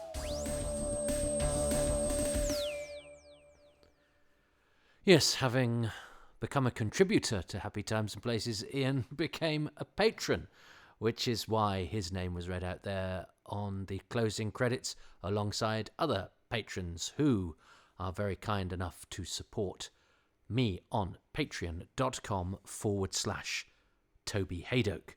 If you go there for as little as £3 a month, there are different tiers, but you get all of the content at £3 a month. You just get your name read out on the credits a little bit more if you go up a higher tier, and there's badges and things like that. But yes, for £3 a month, which you can also get 10% off if you subscribe for a year in one go, and that any tier that applies to. And you get advance releases, bonus material, exclusive stuff, monthly AMAs, interactions, messaging, all sorts of goodies, and you get your own unique podcast, Far Too Much information, as well as sometimes interviews tying in with some of the stuff that I've been doing, and bits and bobs, and little behind-the-scenes stuffs if I've done any documentaries or TV bits or whatever. So, yeah, it's just stuff there. Content, they call it, don't they, these days? Content. That's all at patreon.com/Toby Haydoke. And, it's what we have to do these days is come cap in hand to you.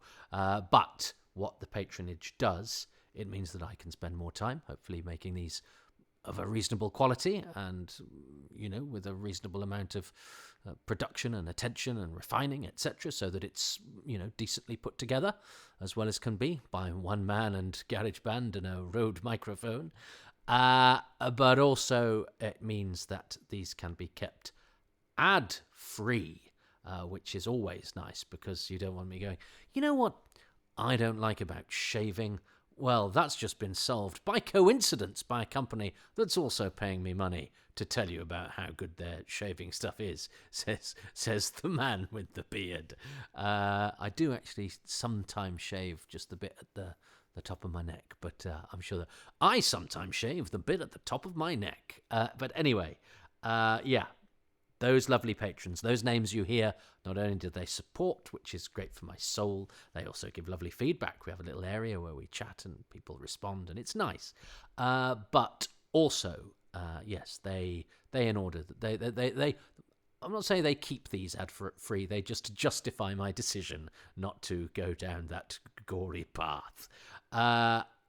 Now, you may not want to do a monthly commitment, in which case you can go to ko-fi.com/Toby Haydoke, where you can do a one-off payment whenever you fancy. It may be that you particularly like an edition, or you're feeling a bit flush, or I sound particularly needy, or whatever. You don't need a reason. You just want to buy me a coffee. It's a virtual coffee. That's the model they go for.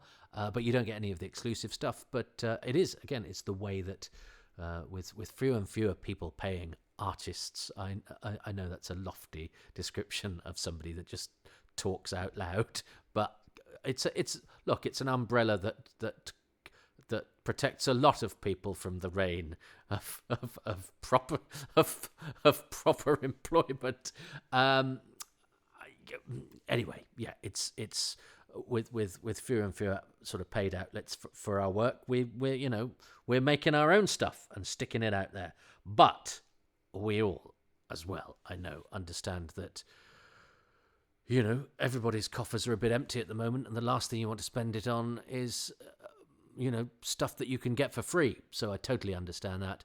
And if that's the case, then I would just ask you to go to, and there's no just about it, it's extremely gratefully received when you do it, go to iTunes, Podbean, Spotify, anywhere you get your podcasts from, and give these Toby Haydoke's Time Travels broadcasts 5 stars, and perhaps a few lines of review as well, so that passing people know what they might be in for. If you like it enough to still be listening now, please like it enough to say a few nice things online. In those places, 5 stars really help. There's lots of Doctor Who podcasts out there, so it's nice to get noticed, and it's the 5 stars that help you to do that, help people to do that. But also, Twitter, Facebook, all those places, a few lines where I actually say something nice about it, that, of course, also draws people's attention. So anything, it all helps, because it's the internet is a very big place. So, to make an impact, you need to have people talking about you. So thank you. I'm not going to do too much post-credit stuff like I do on the, on the single episodes, because this is currently clocking in at 3 hours and 37 minutes, which I think is quite enough. But what I will do is I will say, as somebody whose name didn't get read out there on those closing credits, because it's a sort of rotational system that I have. It's not really a system, but I try and have a system. But the biggest advocate of these omnibus is Keith Say, who is one of my valued chums over there on Patreon. And Keith is always because I feel a bit guilty doing these sometimes, because of course I'm just putting out stuff I've put out before, which is why I do new opening and closing credits, because it feels like at least I've made a bit of an effort. I mean, I still have to cut them all together, and I do actually trim the endings of some of the episodes and try and make it so that it's, they're clean edits. I try and make it better than the Doctor Who VHSs that came out first, which had really badly done credits and sometimes changes in quality between episodes. I've tried to make it better than that, but actually if there are some bits that don't quite work, I kind of feel that's like an homage to those days where things were just sort of shoved together. And then there's the UK Golds as well. I never had was it UK Gold and Super Channel? I never had those omnibuses really, so I'm sure they had joys all of their own. But anyway, Keith has always, and others have started to now. I've just stuck one up on Patreon, and a few like, no, we don't mind having the omnibuses, because I do feel a little bit guilty of putting something out there that's already out there. So if you like these and have listened this far, I'm grateful, because it fills an extra slot, and it means I can take my foot off the pedal occasionally when I'm doing things like writing a book about Quatermass, which is what I am currently doing.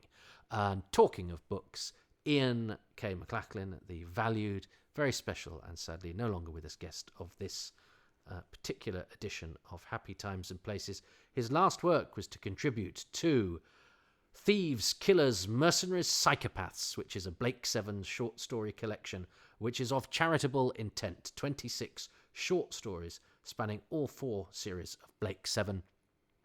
The first story in the collection is by Ian, and it's rather splendid and a fitting tribute to him. You can sort of feel him oozing out of every pore of it. It's lovely. And that goes to a very good, all the money spent on that goes to a very, very good cause. So Google Thieves, Killers, Mercenaries, Psychopaths, and that will lead you to where you can get the Blake Seven short story collection that contains the last work of the lovely Ian K McLachlan, to whom, if I'm allowed, I would like to dedicate this particular edition of Happy Times and Places.